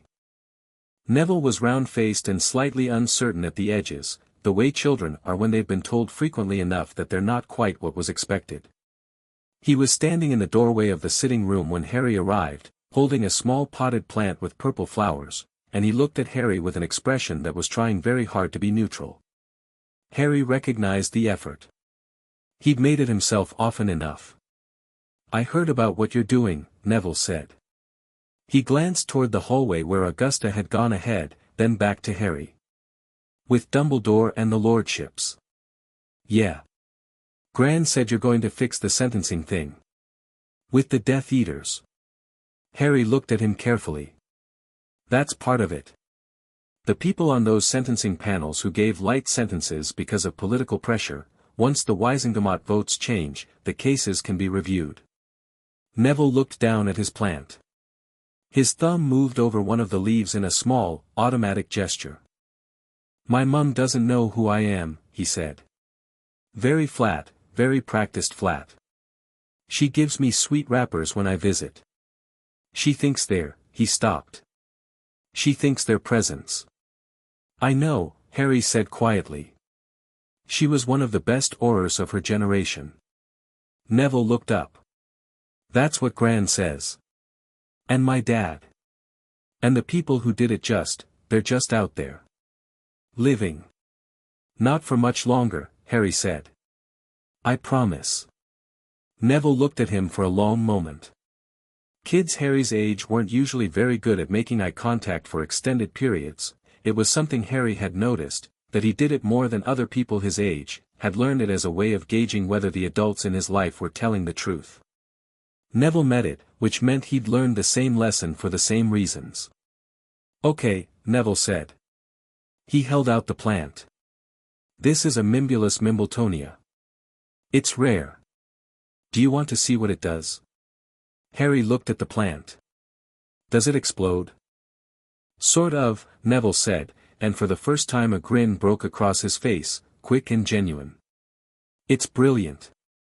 Monday brought the Pemberton and Selwyn confirmation hearings, both of which went as expected. The false extinction declarations were documented 6 ways, the ministry officials who'd processed them were deeply uncomfortable, and the chamber formalized both claims by noon. Monday evening brought something unexpected. Ragnarok had gone home, or whatever goblins did in the evenings, and Harry was in the Gringotts legal office with Griphook, who'd been assigned as his day-to-day contact and who had grown, over the past 3 weeks, from wary observer to something approximating a colleague. They were working through the Gaunt claim documentation, which was the most complex because the Gaunt family line had gone through a spectacular collapse over 3 generations and the inheritance path was tangled. The door opened and a woman walked in. She was tall, blonde, immaculately put together in the way of someone who had spent a great deal of time ensuring that what they presented to the world was exactly controlled. Her robes were dark and expensive. Her expression was neutral in the precise way that very carefully composed expressions are neutral, all the effort was in the absence of effort. She looked at Harry with blue eyes that were measuring him from the moment they landed on him. Lord Potter Gryffindor, claimant, she said. Her voice was cool and even. I apologize for arriving without an appointment. I was told you were here and I thought it better not to delay. You're Narcissa Malfoy, Harry said. A small pause. Yes. Sit down. She sat. Her posture was perfect. Harry noticed she'd left the door slightly open, which meant either she was worried about privacy or she had someone in the corridor and wanted them to be able to hear. Who's outside? Harry asked. Another pause, this one different, assessing how much he already knew. My son, she said. He insisted on coming. He can come in too. Narcissa looked at him for a moment, then turned and said something toward the door. A boy came in. Harry's age, pale and pointed and wearing the specific expression of someone who wants very badly to look like they don't care what impression they're making. He stood near the wall and tried to look like he was there as backup rather than because he was curious. He was clearly incredibly curious. Draco, Harry said. The boy, Draco, looked at him. You know who I am. Your father is Lucius Malfoy. He has a Wisengamot seat and he's voted with Dumbledore's block for 12 years. Harry kept his voice neutral. He's also a Death Eater who claimed Imperius after the war. Draco's jaw tightened. I'm not here about my husband, Narcissa said, smooth and immediate. I know why you're here, Harry said. He turned back to Narcissa. Voldemort is coming back. You know it, I know it, the goblins have been tracking the financial signatures of his resurrection preparations for 2 years. Your husband is going to be expected to play a role in that. And you're looking for a way out that doesn't look like a way out, because a public defection means Voldemort kills your family and a continued association means the Ministry destroys you when Voldemort loses. He let that sit for a second. Because he will lose. Narcissa was very still. You're very certain. Yes. Harry said it simply, without performance. It was just true. What are you offering? Narcissa opened the bag she'd carried in, small, silver-clasped, and placed a folder on the table. Documentation, she said. Everything my husband has gathered over 12 years as a trusted Death Eater. Meeting locations, names, financial transactions, the current status of resurrection preparations. She placed her hands flat on the folder. It's everything you'd need to understand the scope of what's coming. And what do you want for it? Protection. Legal protection for myself and for Draco. A clear, documented, Wisengamot-witnessed agreement that our cooperation was given freely and early, and that neither of us held positions of active participation. She met Harry's eyes. I've been managing my husband's worst instincts for 12 years. I am very tired of it. Harry looked at the folder. He looked at Narcissa. He looked at Draco against the wall, who had stopped pretending not to listen and was watching Harry with an expression that had shed most of its performance and was just, young, and scared, and trying not to show it. Your husband, Harry said. He comes to trial when this is done. That's non-negotiable. What you've described, managing his worst instincts, that's not a defense, it's just a position he put you in. Narcissa's expression didn't change. I understand. Draco. Harry looked at him directly. You're 6. You haven't done anything yet. Whatever your father's beliefs are, they're not yours unless you choose them. Nobody's going to hold you responsible for choices you haven't made. Draco stared at him. His eyes, Harry noticed, were gray, different shade from Sirius's, lighter, more guarded. Something in them shifted. The protection agreement, Harry said, turning back to Narcissa. I can have Ragnarok draw up the formal documentation by Wednesday. It goes to the Wisengamot as part of the ongoing proceedings. Your testimony becomes part of the public record. He put his hand on the folder. Is everything in here accurate? Every word. If any of it turns out to be fabricated or misleading, the agreement is void. I know. Narcissa said it with the certainty of someone who had been very careful about exactly what they'd put in the folder. It's accurate. Harry opened it. He read the first page. Then the second. By the third page his reading slowed slightly, not because the material was difficult but because the scope of what he was looking at was becoming clear, names, dates, a list of activities that amounted to a complete map of Voldemort's remaining network in Britain. He closed it after 15 minutes. I'll have questions for you. Detailed ones. That'll happen with Ragnarok present. Of course. Wednesday at 2. Harry looked back at Draco. You don't have to come if you don't want to. Draco pushed off the wall. He looked like he was choosing his next words from a different collection than his usual one. Do you actually think you can stop all this? He said. Not aggressive, not challenging, genuinely asking. Dumbledore, my father, you know who coming back, do you actually think one person can? I'm not one person, Harry said. I'm 31 Lordships, a goblin legal team, a freed godfather, Augusta Longbottom, and your mother. He looked at Draco. And now I'm you as well, apparently. Draco stared at him for a long moment. We'll be here Wednesday, he said. The following 2 weeks moved at a pace that felt, to Harry, like the wizarding world had decided to compact several years of political upheaval into a single short month. He was at Gringotts every day that wasn't a school day and some days that were, having convinced the Dursleys through the combined leverage of Ragnarok's financial management over their household accounts, a detail they'd only discovered when Ragnarok had calmly explained that the Dursley house's mortgage had been paid from a Potter family sub-account since 1981 and he was now reviewing that arrangement, that his continued attendance at these meetings was non-negotiable.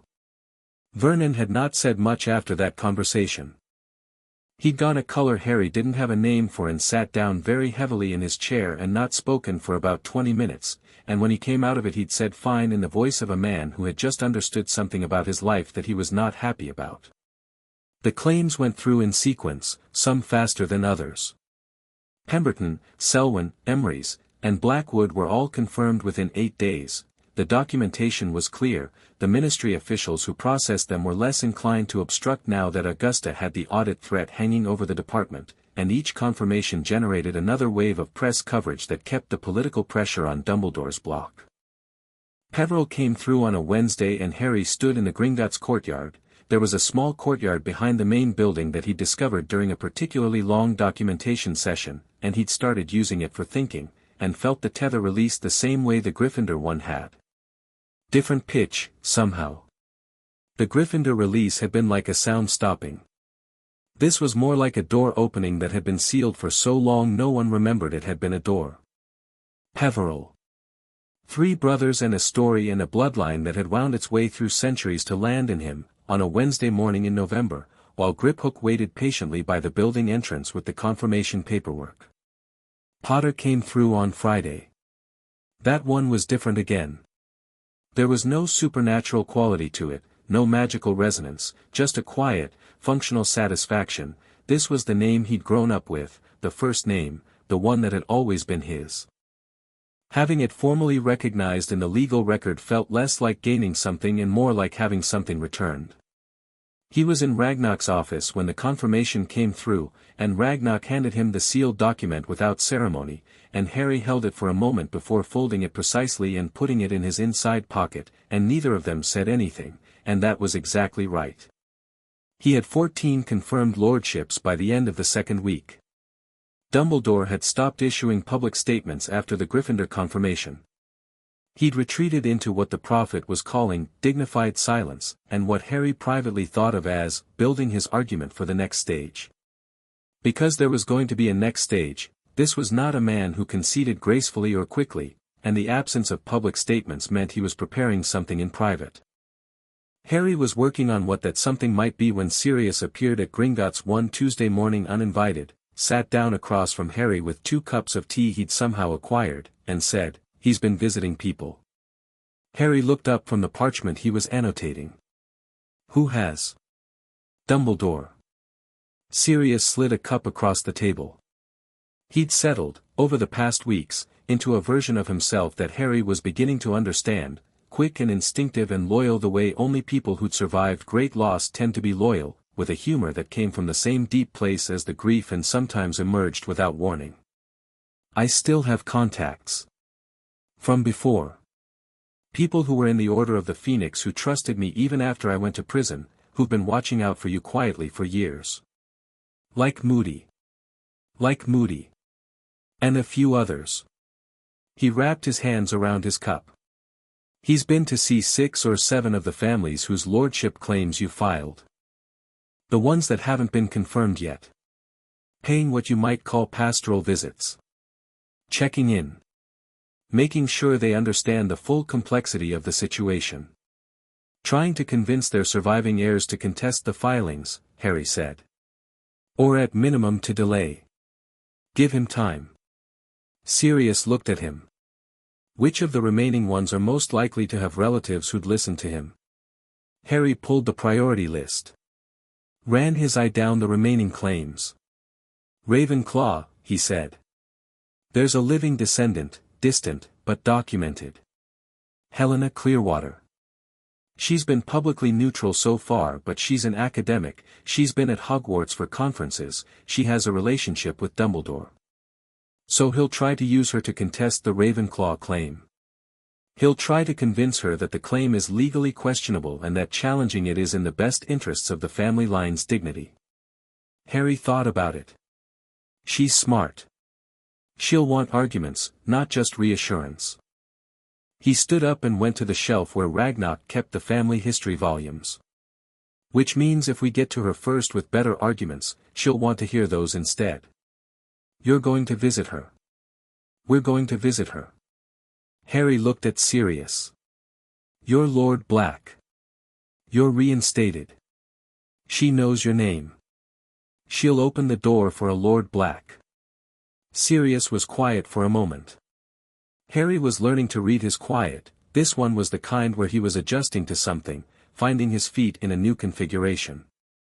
"You know," Sirius said, "when I used to imagine getting out of Azkaban, and I did, I thought about it every day, it was basically the only thing that kept me, I didn't imagine this. I imagined getting you away from the Dursleys and finding a quiet place and teaching you to fly and just," he stopped. "I don't know. Something simpler." "We can do that too," Harry said. "The flying part." Sirius looked at him. "When this is done," Harry said. "Or between hearings. You could teach me." He paused. "I've never been on a broom." Something moved across Sirius's face, quick and deep and complicated. "James would have been horrified," he said. "His son at 6 and not on a broom yet. Then we should probably fix that." "Yeah," Sirius said softly.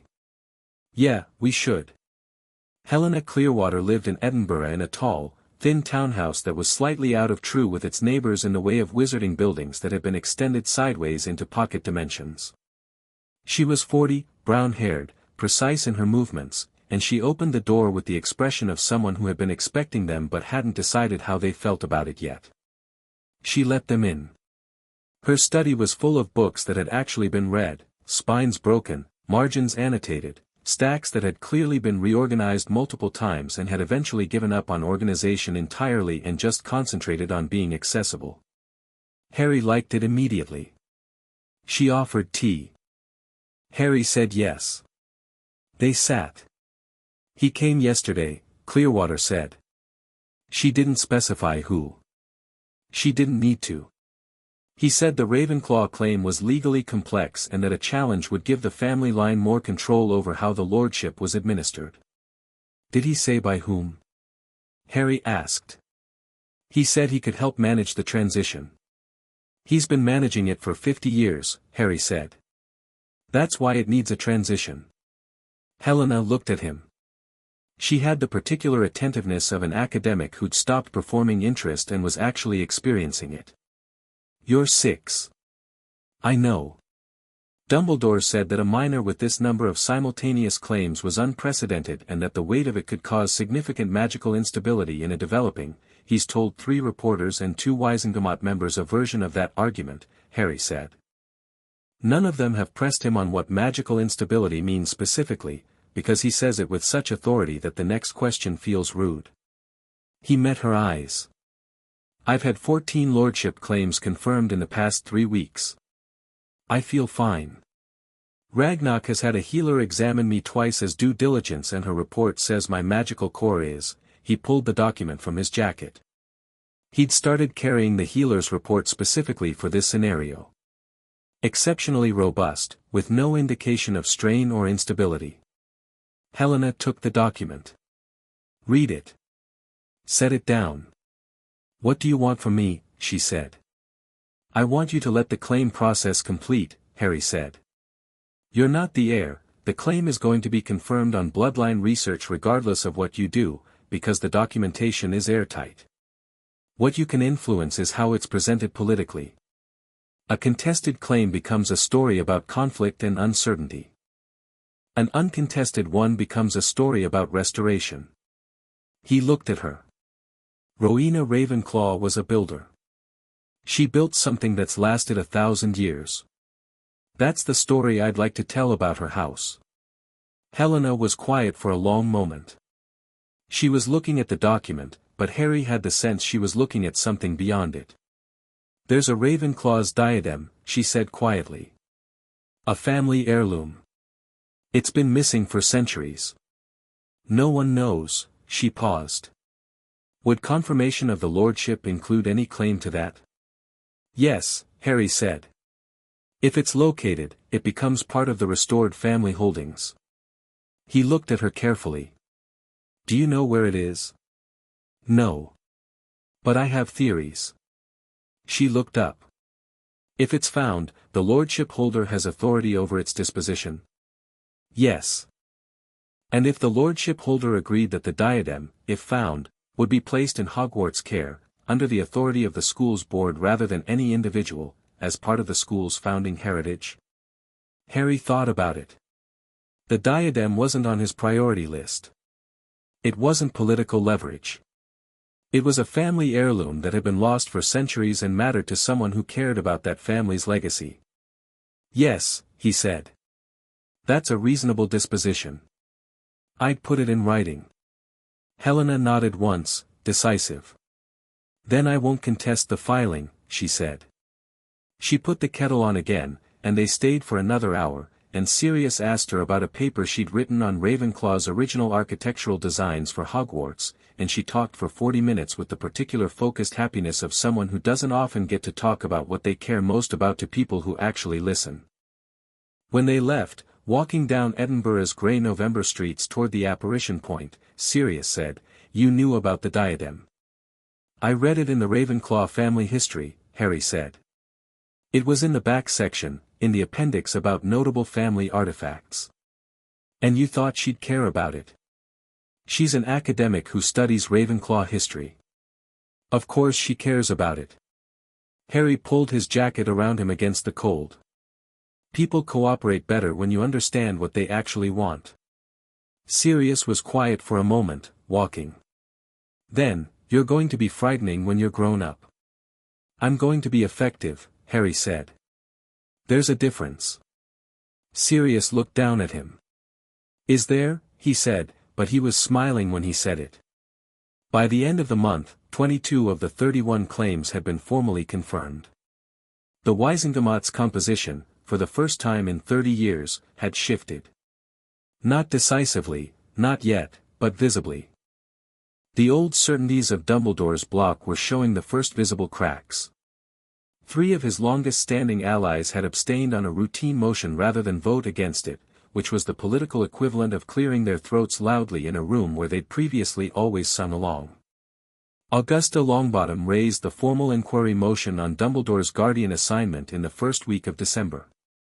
It passed by 6 votes. Dumbledore stood in the chamber when the vote was announced. Harry heard about it from Sirius, who had been there, sitting in the black seat 3 rows from the chief warlock's chair, and he stood with the particular stillness of a man in the process of understanding that the landscape had changed and he had not changed with it. He asked for the floor. The chamber gave it to him. Even now, even with the balance shifting, Albus Dumbledore asking to speak was not something the Wisengamot refused. He spoke for 4 minutes. He spoke about the war, about the stakes, about the necessity of difficult decisions made in desperate times. He spoke about Harry, not as a political pawn but as a child, a vulnerable child who'd been left without parents, whose protection had required measures that in peacetime might look different than they had in the shadow of Voldemort's fall. He never once said he was sorry. Sirius had been very quiet when he relayed this, sitting in Ragnarok's office with his tea going cold. Harry listened without interrupting. "He believes it," Sirius said, when he finished. "That's the thing. He's not lying. He genuinely believes he was right. That any of this was," he stopped. "He was my headmaster. He was everyone's headmaster. He was the person who, when the darkness was at its worst, you looked for his light to know which direction was forward. He rubbed the bridge of his nose. And he used all of that to steal 31 families' worth of inheritance from a baby, because he thought he knew better than everyone what the baby needed to be." The room was quiet. "Yeah," Harry said. "How are you not?" Sirius stopped. Started again. "How are you not angrier?" Harry looked at the stack of confirmed lordship documents on the table. 22 of them. 9 more pending. Each one a name, a family, a history that had been sealed and silenced and redirected, and was now unsealing, loudly, in front of everyone. "I am angry," Harry said. "I've been angry since the first day in this room." He looked at Sirius. "But anger doesn't win hearings. Documentation does." He paused. "I'll be angry when it's done." When there's room for it. Sirius looked at him for a long moment, with those grey eyes that had seen the inside of Azkaban and come out the other side still capable of being moved by things. Your mum was like that, he said quietly. Lily. She'd be angrier than anyone in the room and you'd never see it until she decided you should. Harry thought about the woman in the photograph Sirius had given him, laughing, red-haired, alive in every frame. He put the image with the feeling the way you press a flower into a book. Then I'll try to be worthy of the comparison, he said. Outside, the December evening was pulling the light from the sky in long cold strips, and London was settling into its practical winter self, and somewhere in Hogwarts an old man was sitting with the understanding that 31 things he thought were permanent had turned out to be temporary. And Harry Potter, 6 years old, with a stack of confirmed lordships and a goblin lawyer and a godfather who was learning to hold his sword again, looked at the 9 pending claims and thought about the 10 weeks until the formal hearing. 9 more claims. 10 more weeks. He had work to do. Chapter 4, The Malfoy Gambit. Narcissa Malfoy arrived for her Wednesday appointment at 1:58. Harry noted the 2 minutes early. It was the kind of detail that told you something, not eagerness, not anxiety, but the precision of someone who had spent years ensuring they were never caught unprepared. Being early was a form of control. He filed it. Draco came in behind her and took the chair against the wall again, the same one as last time, with the same performance of casual indifference that was fooling nobody. Ragnarok sat to Harry's left. Griphook was at the far end with a ledger. The folder Narcissa had brought last week sat in the center of the table, annotated in Harry's handwriting along the margins in a cipher he developed using the back pages of Dudley's old encyclopedia, not because he thought anyone would read his notes, but because the habit of privacy had been built into him by years of having no space that was entirely his own. The protection agreement, Harry said. Ragnarok has the draft. Ragnarok slid it across the table. Narcissa picked it up and read it the way she did everything, completely, without rushing, without performing speed or comprehension. Her eyes moved down the page with the controlled efficiency of someone who'd read a great many legal documents and knew exactly what she was looking for. Clause 7, she said. The disclosure obligation, Ragnarok said. It requires ongoing disclosure of any new information pertaining to Death Eater activities for a period of 3 years. She set the document down. I can give you everything I currently know. I cannot guarantee what I don't know. If the obligation is open-ended and something emerges that I wasn't aware of, I don't want that to constitute a breach. We can amend the language, Harry said.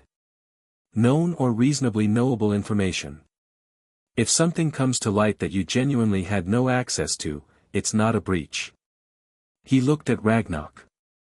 Acceptable, Ragnarok said, making a note. Clause 12, Narcissa said. Lucius's trial, Harry said, before she could finish. She looked at him. The clause states that cooperation doesn't constitute a request for leniency in his sentencing. It doesn't. He comes to trial on the evidence. Your cooperation is documented separately as yours. It doesn't attach to his case either way.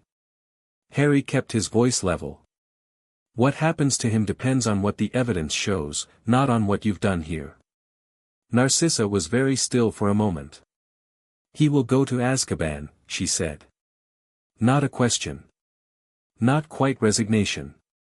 The specific tone of someone who had already done the calculation and was now just confirming the arithmetic. Probably, Harry said honestly. The documentation you've given us shows active participation in 14 separate incidents. The sentencing panels, even reformed ones, won't ignore that. Silence. I know, she said. Draco, against the wall, was looking at the table in front of him with an expression Harry recognized, the look of someone who had already grieved something and was now in the practical stage after. Draco, Harry said. Draco looked up. Your father made choices. Those choices have consequences. That's not your fault and it's not your weight to carry. He held the gray gaze steadily. What happens next is about what you choose. Not about him. Draco's jaw worked once. Then he nodded, sharp and small, and looked back at the table. Narcissa picked up the quill. She signed the agreement in 4 places, her signature precise and unwavering, and handed it to Ragnarok, and that was that. The Malfoy line formally detached from the Death Eater network, in writing, witnessed by a goblin, filed with the Wizengamot. Now, Harry said. Tell me about the resurrection preparations. Narcissa talked for 2 hours. She talked the way someone talks when they've been holding something for a very long time and the holding has become more exhausting than the telling, not quickly, not with relief exactly, more with the careful precision of someone unloading something fragile. She described the meetings she'd been present for, the names she'd heard, the financial flows she tracked through Lucius's accounts with the systematic attention of a woman who had long ago decided that information was the only real security available to her.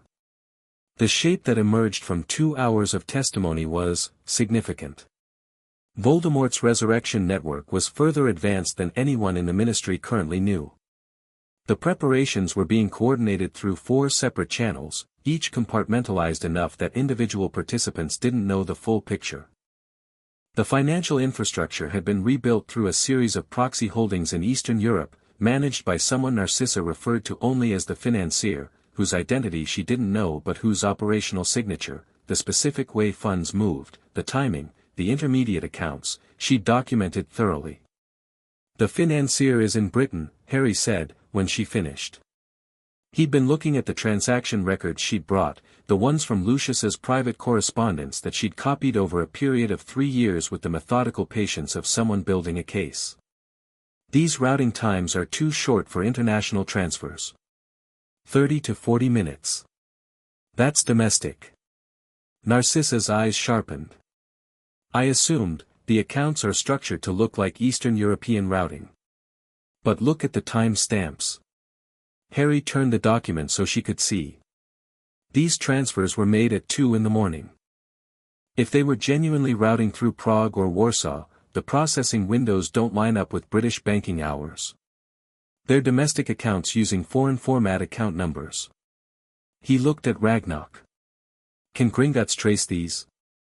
We can run them against our correspondent accounts, Ragnarok said. He was looking at the documents with the focused attention of someone who'd found something they hadn't expected. This will take time. Start today. Harry turned back to Narcissa. The 4 coordination channels. You mentioned one of them was being run through the educational sector. Narcissa paused. I mentioned that one of the channels used an institutional cover. Educational sector, Harry repeated. Dumbledore controls the board at Hogwarts. But Hogwarts isn't the only magical educational institution in Britain and it's not the only place where the word institutional applies to a Death Eater channel. He was thinking while he talked, which he didn't usually do, he usually thought first and talked when he was sure. But something in the transaction records was pulling at a thread. The governors. Hogwarts Board of Governors. Who sits on it currently? Lucius was on it, Narcissa said quietly. Who else? She named 4 names. Harry wrote them down. Looked at the list. 3 of these are in your folder as Death Eater network contacts. Yes. Dumbledore is the headmaster of Hogwarts. The governors control the headmaster's tenure. Which means Voldemort's network has, or had, enough board members to threaten Dumbledore's position if he didn't cooperate. Harry looked up. Has he been cooperating? Narcissa hesitated. It was the first true hesitation of the meeting, not the controlled pauses of someone measuring what they said, but the pause of someone confronting a piece of the picture they'd avoided looking at directly. There are things, she said carefully, that Albus Dumbledore has known about the resurrection preparations and has not reported to the Ministry. The room was very quiet. What kind of things? Harry asked. The location of the first attempt, Narcissa said. It failed, 2 years ago. Dumbledore knew where it was happening and she stopped. He didn't intervene and he didn't report it. My husband was furious. He thought Dumbledore was letting it proceed to maintain some form of, she chose the word with visible care. Intelligence. He wanted to know what form Voldemort would take when he returned. He let it happen to study it, Harry said. That is my understanding. Harry looked at the wall for a moment. He thought about a man who had decided he was the wisest steward of power in Britain and had made himself the arbiter of what was necessary and what wasn't, who had suppressed 31 inheritances to control a political chamber and sealed a dead family's will to control a godfather and placed a child in a house where some adversity was useful, and had also apparently allowed Voldemort's followers to attempt a resurrection because the intelligence value outweighed the risk. He thought about the word necessary again. How much it could be made to cover. That, Harry said, is going in the trial documentation. After Narcissa and Draco left, Ragnarok closed the door and looked at Harry with the particular copper-eyed attention that meant he was about to say something he'd been weighing for a while. The Dumbledore proceedings, he said. What you just received changes the nature of the charges considerably. I know. A guardian mismanagement case and a hereditary suppression case are legally significant but politically manageable. What you now have evidence suggesting is deliberate non-intervention in a dark resurrection attempt, Harry said. Which is conspiracy if you're charitable and complicity if you're not. He looked at Ragnarok. I'm not particularly charitable about it. The evidence is second-hand, Ragnarok said. Narcissa's testimony about Lucius's belief about Dumbledore's motivations. That is several layers removed from direct evidence. Then we find the direct evidence.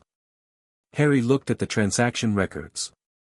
The financier is the thread. If we trace the financier through those accounts, we find who's coordinating the resurrection funding. That person's records will show who knew what and when. Including Dumbledore. He paused. How long to trace those accounts? A week, perhaps less. The Interbank Correspondent Network, do it in 4 days. Harry stood up. I want to know who the financier is before the trial date is set. He told Sirius that evening. They were at Grimmauld Place, which Sirius had reclaimed with the particular ferocity of someone who needed to burn the smell of his mother out of the walls. He'd spent 3 days removing the more offensive portraits and enchantments, and the house was currently in that stage of renovation that looks worse than the original problem but is progress nonetheless. They were in the kitchen, which was the room that had been cleaned first and was therefore habitable. Sirius was making something that smelled like it had ambitions of being soup, and Harry was at the table with the Narcissa documents, and he talked Sirius through the meeting while watching him cook. Sirius didn't say anything for a while after Harry finished. He stirred whatever was in the pot with a focus it didn't require. He knew, Sirius said finally. He knew they were trying to bring him back and he let it happen. Allegedly, Harry said. Narcissa's words about Lucius's belief. We need better evidence. But you believe it. Harry was quiet for a moment. It fits, he said. His behavior since the filing started, the public statements, the vulnerable child framing, the pastoral visits to contested families. He's managing the narrative around the inheritance case as if it's the main event. But if he's known for 2 years that Voldemort is coming back, then he knows the inheritance case is just the opening. He's not worried about losing his Wisengamot seats. He's worried about losing his position as the person Britain turns to when Voldemort returns. He looked up. Because if that happens, he becomes indispensable again. Everyone forgets the 31 stolen lordships. Everyone looks at the man who beat the Dark Lord before and asks him to do it again. Sirius had stopped stirring. He was looking at the pot without seeing it. James used to say, he said slowly, that Dumbledore played chess. Not against you, with you. You were a piece. He moved you where he needed you and you won the game and he got the credit for the strategy. My parents, Harry said. Yeah. Sirius turned. He knew Voldemort was targeting them. He knew before the prophecy. He had intelligence, I know he did, because he mentioned to me once, very carefully, that he was monitoring the situation. His voice had gone flat in the way it went flat when he was being precise. He had James and Lily in the order. He moved them into hiding. And then he chose Peter to be the secret keeper over me, which I never understood, because I was better at defense than Peter, I was more loyal than Peter, and everyone in the order knew it. Harry looked at him. You're saying he chose Peter on purpose, Harry said slowly. Sirius's face was doing something complicated. I've been sitting in that kitchen, he gestured at the wall, meaning Azkaban, meaning the years. I've had a lot of time to think about it. And I keep coming back to the question of why. Why Peter? And the only answer I could ever find that made sense was, if Dumbledore knew Voldemort was going to fall, and he needed Harry alive when it happened, then he needed Voldemort to find James and Lily. He stopped. Breathed. If Peter was the secret keeper, eventually Voldemort would get to Peter. Voldemort was always going to torture his followers for information. It was just a matter of time. Whereas if I was the secret keeper, you wouldn't have broken, Harry said. No. The word was very quiet. Harry sat with that.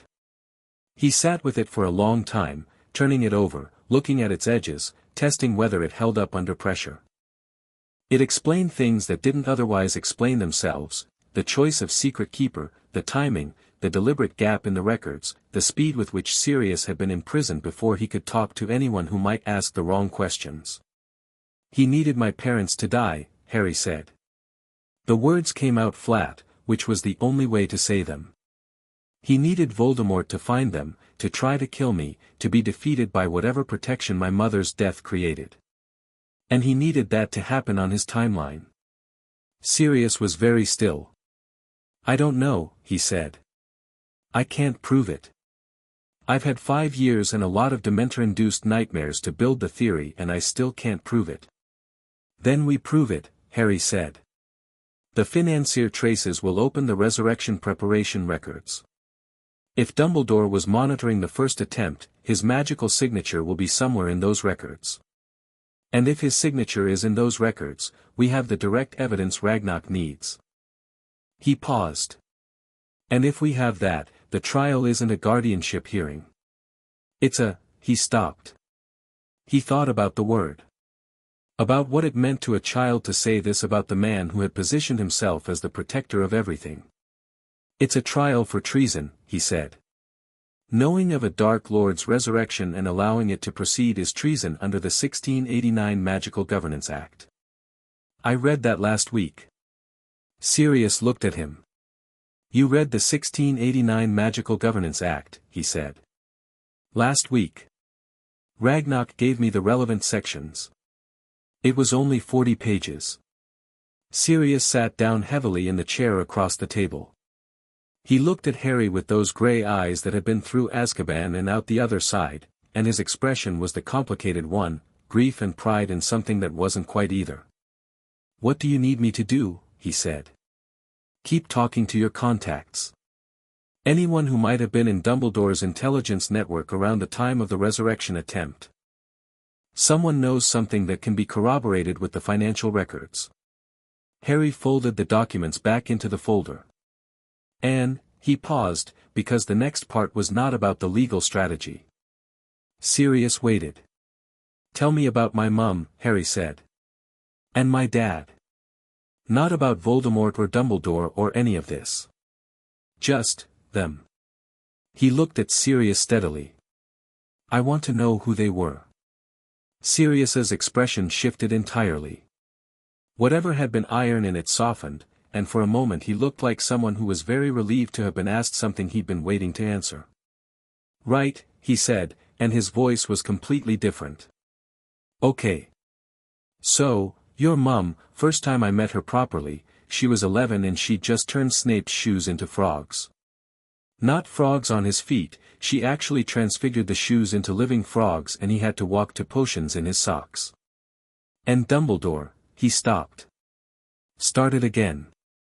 The professor gave her 5 points for creativity and then made her give them back for unauthorized magic in the corridor, and Lily argued about it for 20 minutes and was completely right about every point she made and still didn't get the 5 points back, but afterwards Professor McGonagall pulled her aside and told her she had excellent legal instincts and should consider the ministry. He looked at Harry. She got a 10-point bonus on her next transfiguration essay for being, quote, extraordinarily thorough.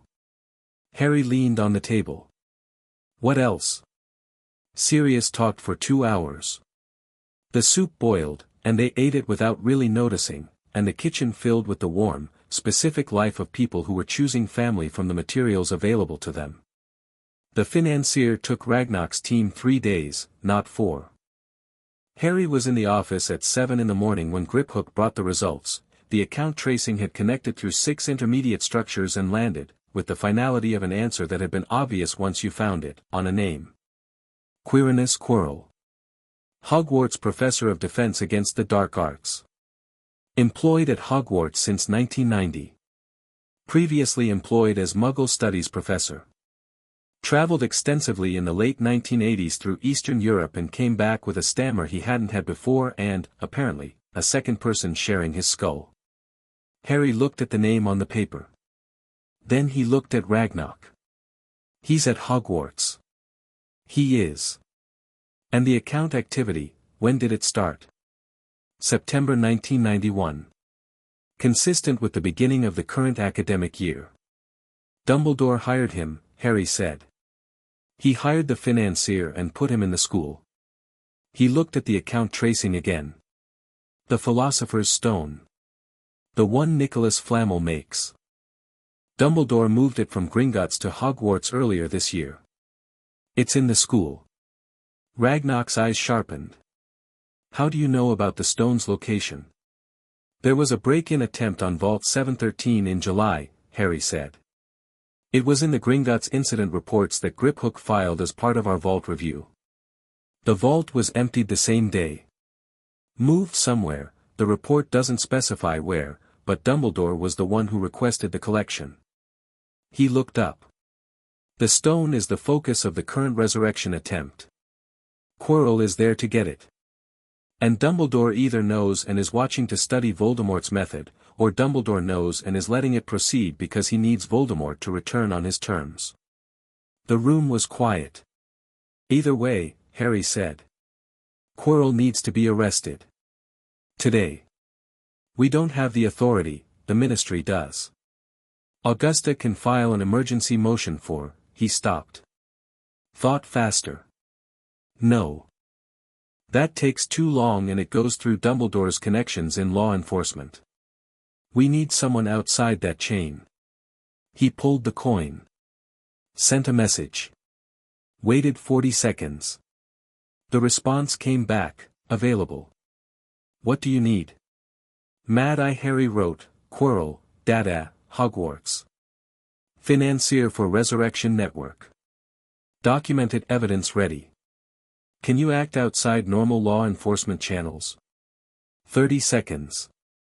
Don't need channels. Have emergency order commission still active from First War. Never rescinded. On my way to Ministry to file emergency dark creature interception warrant. Give me 2 hours. Harry put the coin away. 2 hours, he said to Ragnarok. Have the account tracing documentation certified and ready to hand to Moody when he files the warrant. Ragnarok was already writing. Moody moved with the efficiency of a man who had been a weapon and was being used as one again and was entirely comfortable with that.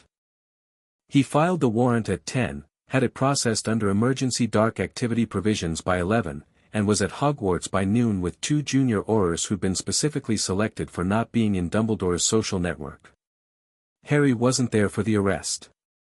He was at Gringotts, in the courtyard, sitting on the low stone bench he'd claimed as his thinking spot, and he got the account of it secondhand, first from Moody's brief message, Quirrell secured.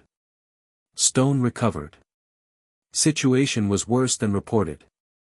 Briefing this evening, and then from Sirius, who'd gone along as an observer using the black name as social leverage, and who arrived at Gringotts in the early afternoon with the expression of someone who'd seen something they were still processing. Tell me, Harry said. Sirius sat down on the other end of the bench. His robes were slightly singed at the left sleeve. Quirrell had Voldemort on the back of his head.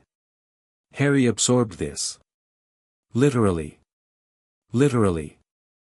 Turban off and there he was. Face on the back of someone else's skull.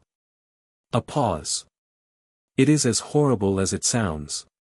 Is Quirrell alive? Barely. Whatever Voldemort did to share that skull, the separation process when Moody hit him with the containment charm was, Pomfrey's got him. He might recover. Sirius rubbed the singed sleeve. Voldemort's gone. Not destroyed, just dispersed. Same as before. He'll reconstitute eventually, somewhere, but not soon and not at full strength. The stone. Safe. Flamel's been contacted. Apparently he's going to destroy it. He and his wife decided. Sirius looked at Harry. They're very old, Harry. They've been alive for centuries. Flamel said. He stopped. He said some things aren't worth the cost of keeping. Harry thought about that. About what it meant to choose the end of something because indefinite continuation had its own kind of cost. And Dumbledore, he asked. Was informed as it happened. He arrived 20 minutes after the arrest, which is interesting because Hogwarts is supposed to have wards that alert the headmaster to ministry activity on the grounds. Sirius looked at Harry. 20 minutes is too long if the wards were working. It's exactly right if he was waiting to see how it went first. He wanted to see if Quirrell got the stone before Moody got to Quirrell, Harry said. That's my read. Harry stood up. He paced the length of the courtyard, it wasn't large, 4 steps each way, and thought. The Quirrell arrest changes the trial timeline, he said. We now have documented financial evidence connecting the Resurrection Network to Hogwarts. We have a suspect who was employed by Dumbledore. We have Dumbledore's delayed response to an active dark incident in his own school. He stopped pacing. We file for trial scheduling this week. Before he can regroup. The emancipatory petition still hasn't been formally resolved, Sirius said. It doesn't need to be for the trial. The Wisingamot can convene a judicial panel under Charter Provision 14, any member of the chamber can request it when there's credible evidence of harm to a wizarding family's interests. Augusta can file that request. He looked at Sirius. Can you be in the chamber tomorrow? Obviously. Then be there. Harry sat back down. He looked at the grey December sky above the courtyard walls. We've been filing claims and building cases for 6 weeks. Dumbledore's been building a counter-narrative, managing the press, visiting families, waiting for us to overreach or make a mistake. And we haven't. And now we have his financier in ministry custody and his Hogwarts wards on the record and his 20-minute response time and his hiring decision, all on top of 31 documented suppressions and a sealed will and a missing guardian. Harry looked at Sirius. The trial isn't in 10 weeks. It's in 4. I want it in 4. Sirius looked at him for a moment. You know, he said, when this is over, I'm taking you somewhere that isn't a courtroom or a bank office or a strategy meeting. Somewhere with a sky and a broom and nothing that needs to be filed in triplicate. After the trial, Harry said. After the trial, Sirius agreed. Draco Malfoy appeared at Gringotts on Thursday without his mother. He arrived in the lobby and stood near the entrance with the look of someone who decided to do something and was now experiencing the gap between deciding and doing, and when Griphook brought Harry out to see who'd arrived, Draco straightened and said, I want to help. Harry looked at him. With what specifically? With everything. What you're doing. Draco was doing that thing again, the performance shedding, the look of someone speaking from a layer underneath their usual register. My mother's doing her part. I'm 6 and I can't testify in the Wisingamot and I don't have Gringotts accounts I can access independently, but he stopped. I grew up in those meetings. Dinner parties where my father's friends came over and talked about things they thought I wasn't listening to. He met Harry's eyes. I was always listening. What did you hear? Names, Draco said. Names of people in positions, ministry, education, St. Mungo's board, who are sympathizers. Not active Death Eaters, not in my father's folder, but people who looked the other way or did small favors or held doors open. He pulled a folded piece of parchment from his sleeve. I wrote them down this week. All the ones I could remember. Harry took the parchment. Unfolded it. Read it. It was a list of 37 names with positions beside each one, and in some cases specific incidents, a tender in the ministry awarded to a sympathizer's company, a disciplinary case quietly dropped, a publication license granted to a wizarding newspaper with known dark sympathies. Not dramatic. Not dramatic at all. The quiet, functional infrastructure of a network that had been maintained through convenience and benefit rather than ideology. This is good work, Harry said. Draco's expression did something brief and quickly contained. My mother doesn't know I came, he said. Should she? She'll say it's not safe for me to be visible. He looked at the parchment in Harry's hand. She's been protecting me from it my whole life. By being between me and my father. By making sure I didn't know enough to be useful to either side. Something tightened in his voice. I'm tired of being protected from things by not knowing them. Harry thought about Privet Drive.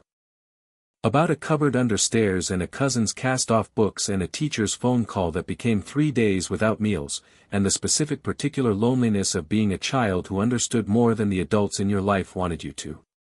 Your mother will find out, Harry said. We work openly here. Nothing's hidden. I know. She'll want to know you're all right. She can come and check, Draco said, with a flash of something that was probably his version of humor. She'll find me here rather than somewhere worse. I think she'll take that. Harry considered him for a moment. The pointed face and the grey eyes and the posture that was still trying to be aristocratic and kept slipping into just, a boy, 6 years old, with a list of 37 names he'd been composing in secret and the particular determination of someone who has decided to stop being on the side they were born to. Griphook will find you a desk, Harry said. We need these names cross-referenced against the Ministry Employment Directory and the Wizengamot membership records. The ones with Wizengamot connections are the priority. Draco looked at him. That's a lot of cross-referencing. Yes. Okay. He straightened. I'll need the directory. Nagnok has copies. Harry handed back the parchment. You're going to want this as a reference. By the end of December the 31st claim had been filed. Not all of them confirmed, 26 were through, with the remaining 5 caught in various stages of ministry review, but all 31 were filed, documented, and part of the public record. The political landscape of the Wizengamot had shifted enough that 2 of Dumbledore's bloc had publicly declared themselves independent. 3 more were rumored to be considering it.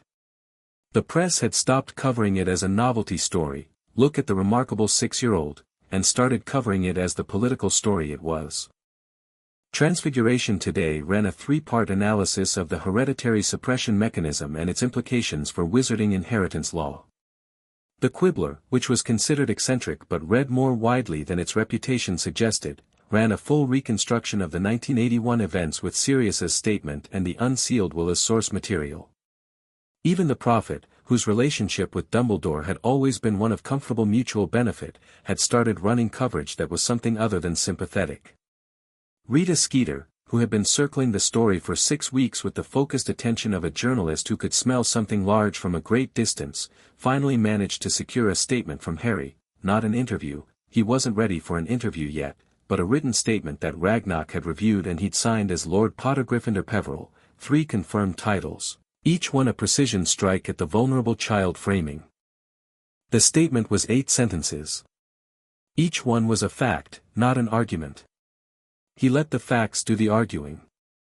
Skeeter ran it on the front page with the headline, in their own words, the Lordship claimant speaks. Below it, his 8 sentences. Below that, a request for comment from Dumbledore's office that had received no response. Harry read the paper over breakfast on New Year's morning. Petunia had gotten a morning edition delivered with a kind of involuntary civic pride, as if the paper might be looking at her through the page, and thought about the year ahead. 4 weeks to the trial. 26 confirmed lordships. A Voldemort network disrupted, a philosopher's stone secured, a financier in ministry custody. A godfather teaching him to fly on Sunday mornings in the paddock behind Grimmauld Place, cold December air and a borrowed broom and Sirius laughing when Harry went too fast. Your father did exactly that the first time, exactly that, and the sky enormous above them both. A boy with a list of 37 names who showed up at Gringotts every Thursday with the focused diligence of someone who had decided what side he was on and meant to be useful to it. A grandmother who came to tea with documents in a briefcase and left 3 hours later having drunk 4 cups and argued about Wisengamot procedure with a clarity and pleasure that suggested she'd been waiting for someone to argue with properly for a long time. Harry folded the paper. He put it in his jacket's inside pocket, which was getting crowded with documents and coin and folded parchments and the healer's report and a photograph Sirius had given him of James and Lily at Godric's Hollow, laughing at something off camera, alive and bright and absolutely unaware of anything that was coming. He kept that one in the innermost pocket, the one with the button. He went to find Sirius for their Sunday flying session. Chapter 5, Dumbledore's trial. The hearing was set for the 14th of January. Augusta filed the judicial panel request on the 1st, which was either bold timing or a statement, and Harry suspected both. The Wisengamot's administrative office had processed it within 24 hours, faster than anything had been processed in the past 2 months, which told its own story about how the balance of the chamber had shifted.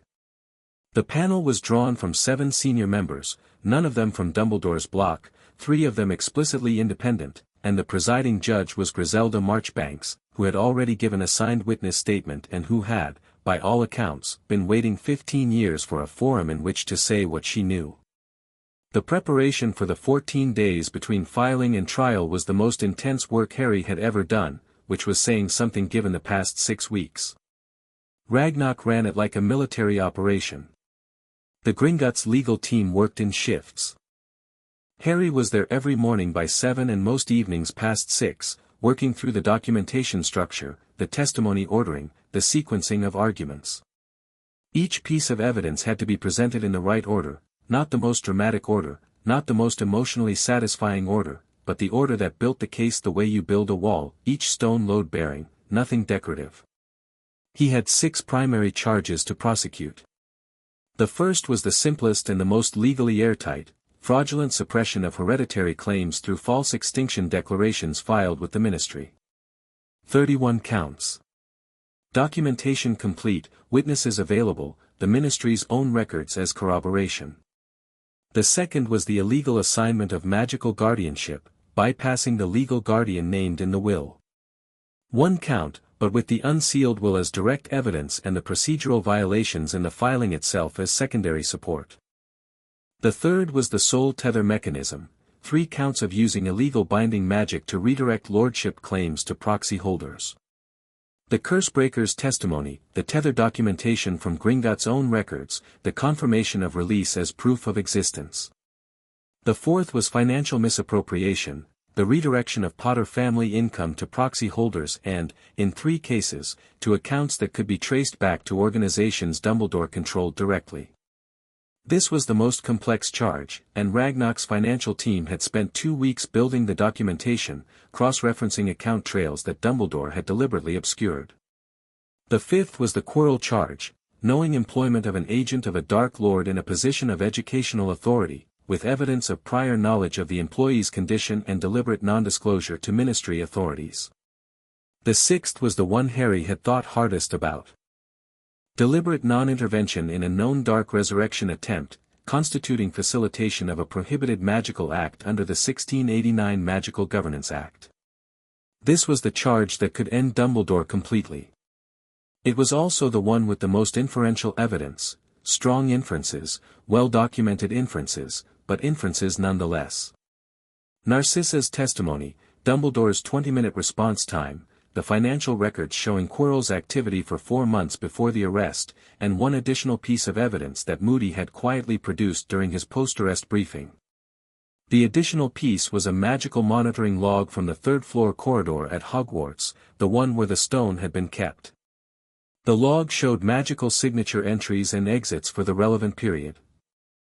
Dumbledore's signature appeared in the log on 6 separate occasions after Quirrell's installation, always late at night, always for periods of less than 10 minutes.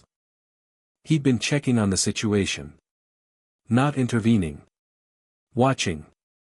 The log was the closest thing to direct evidence that existed, and it was exactly the kind of evidence that Dumbledore would argue away. He could say he was monitoring for student safety, that he was assessing Quirrell's condition, that he was preparing to act and waiting for the right moment. He could say it all with complete calm and complete conviction, because he was Albus Dumbledore and he was very, very good at saying things. But he'd have to say them in the chamber, under oath, on the record, with 31 counts of documented fraud in the chair beside him. Harry thought about that on the last evening before the trial, sitting in the Gringotts courtyard in the January cold with his jacket pulled around him and his breath making small clouds in the dark. The bank was still running behind him, it ran all night, which he'd found comforting over the past months, the permanent hum of an institution that didn't sleep, but the courtyard was quiet. Sirius appeared at the door, holding 2 cups of tea. "You should be in bed," Sirius said. "Probably." Harry took the cup. "I keep going through the testimony order." "You've gone through it 14 times in the past 3 days. Ragnarok said so. It's not wrong to be thorough." "It's not wrong," Sirius agreed, sitting down. "It's also not helping at this point. You know the case. You know it better than anyone except Ragnarok and arguably better than him." He wrapped his hands around his cup. "What's actually happening?" Harry looked at the dark sky above the courtyard walls. "I keep thinking about what he's going to say. Dumbledore. He's going to stand in that chamber and he's going to be himself. He's going to be the Dumbledore that everyone has trusted for 30 years, that measured voice, those considered words, the absolute certainty that everything he did was for the greater good. And the panel is going to hear that, and some of them are going to," he stopped. "Some of them are going to want to believe him. Because believing him is easier than not believing him. He's been the fixed point.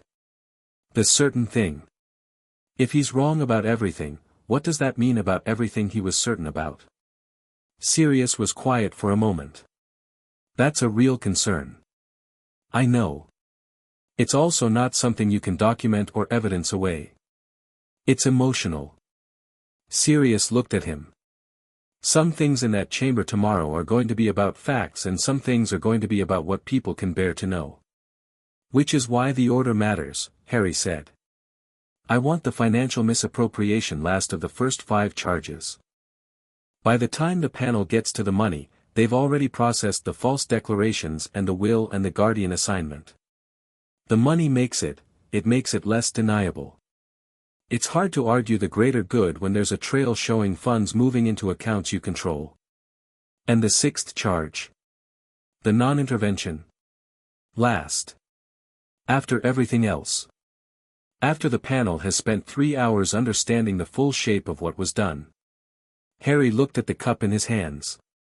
"By the time we get to the 6th charge, the question isn't whether Dumbledore acted out of good intentions. The question is whether good intentions justify any of it. And the answer the chamber has to reach on their own, I can't hand it to them, is that they don't." Sirius was quiet for a long moment. "Your mum used to do this," he said. "Before a difficult exam or a confrontation she'd been building toward. She'd go very still and just think. Process. And then she'd go in and she'd be absolutely ready.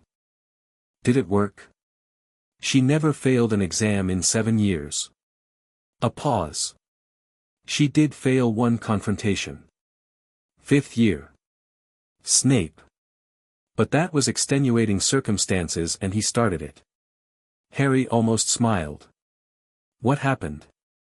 "She turned his ink invisible during their charms OWL. He'd been copying her answers all term and she waited until the most important exam of the year to do it. He failed. She felt bad about it for about 6 minutes." Sirius grinned. "Then she saw his score and felt better." Harry looked at him. "She'd be furious about all of this," Harry said. "Not a question." "Nuclear," Sirius said. She'd have had Dumbledore's office dismantled by Tuesday. He paused. She'd also be, he stopped. She'd be proud. That you did this. That you found it and fought it. She'd be so, his voice shifted. He got it back. She'd be proud. Harry looked at the courtyard stones. He thought about a woman he'd never met who turned a bully's ink invisible and argued for 20 minutes for 5 house points and been, apparently, exactly the kind of person who didn't let things stand unchallenged. Okay, he said. He stood up. I'll sleep. Genuinely. For a few hours. Harry. 4 hours. That's reasonable. He looked at Sirius. You'll be in the chamber tomorrow. Black seat, 3rd row from the front. Augusta's beside me. A pause. Neville will be in the gallery. He asked if he could come. Harry nodded. Let him. He went to bed. He slept for 5 hours, which was better than he'd expected. The Wizengamot chamber in session was different from the chamber in recess. In recess it was stone and wood and old magic settled into the architecture like sediment, impressive in the institutional way of old buildings. In session it was alive, every seat occupied, the gallery packed, the air holding that specific charged quality of a room full of people who understood that what happened here would matter for a long time. Harry arrived with Ragnarok at 8:30. The hearing was at 9.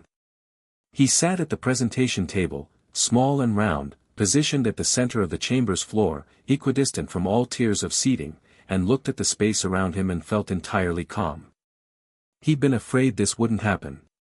He'd been afraid that when the moment came he'd feel the weight of what he was doing, challenging the most powerful wizard in Britain in the chamber he controlled, at 6 years old, with everything that implied. He'd thought he might feel small. He didn't. He felt ready. Ragnarok sat beside him, the documentation cases arranged in precise order. Griphook was at the back table with supporting materials. At the witness bench, 3 seats, Griselda Marchbanks, already seated, straight-backed and composed, Arabella Figg, who had arrived 10 minutes early and was sitting with her hands folded so tightly her knuckles were white, and Alastair Moody, who was standing rather than sitting and scanning the room with his magical eye in the systematic way of someone who didn't trust any room until he'd checked all of it. Narcissa Malfoy was in the gallery, dressed in dark blue, unreadable. Draco was beside her. He caught Harry's eye and gave a small, precise nod, the nod of someone who'd been doing the cross-referencing work and understood the case intimately and was here to see it resolved. Sirius was in the black seat, 3rd row. Augusta, as promised, beside him. She had the vulture hat on, which Harry had come to understand was not eccentricity but armor. She wore it to the Wizengamot when she meant to fight. The gallery was at capacity. Harry had been told the ministry's public observation queue had started forming at 6 in the morning. At 8:55, Dumbledore entered. The chamber went quiet.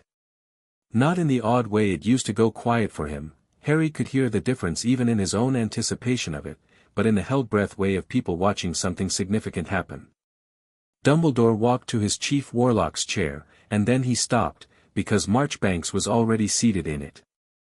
She looked at him with the calm of someone who had been waiting for this specific moment for a long time. Sit with your counsel, Albus. 1 beat. 2. Dumbledore moved to the respondent's chair. He sat with perfect dignity. His robes were midnight blue, simply cut, no jewelry, no ostentation. He dressed, Harry noticed, to look like the least powerful person in the room. It was a calculated choice. It was, in its way, brilliant.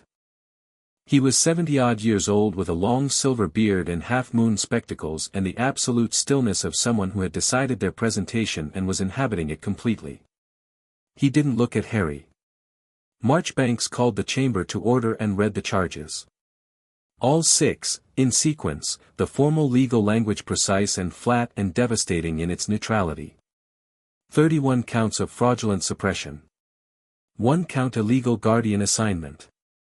3 counts illegal binding magic. 9 counts financial misappropriation. 1 count unauthorized employment of a dark agent. 1 count deliberate non-intervention in dark magical activity. The chamber was very quiet by the time she finished. Dumbledore's counsel, a ministry solicitor named Whitmore, experienced and careful, not as good as Ragnarok but competent, rose for the opening statement.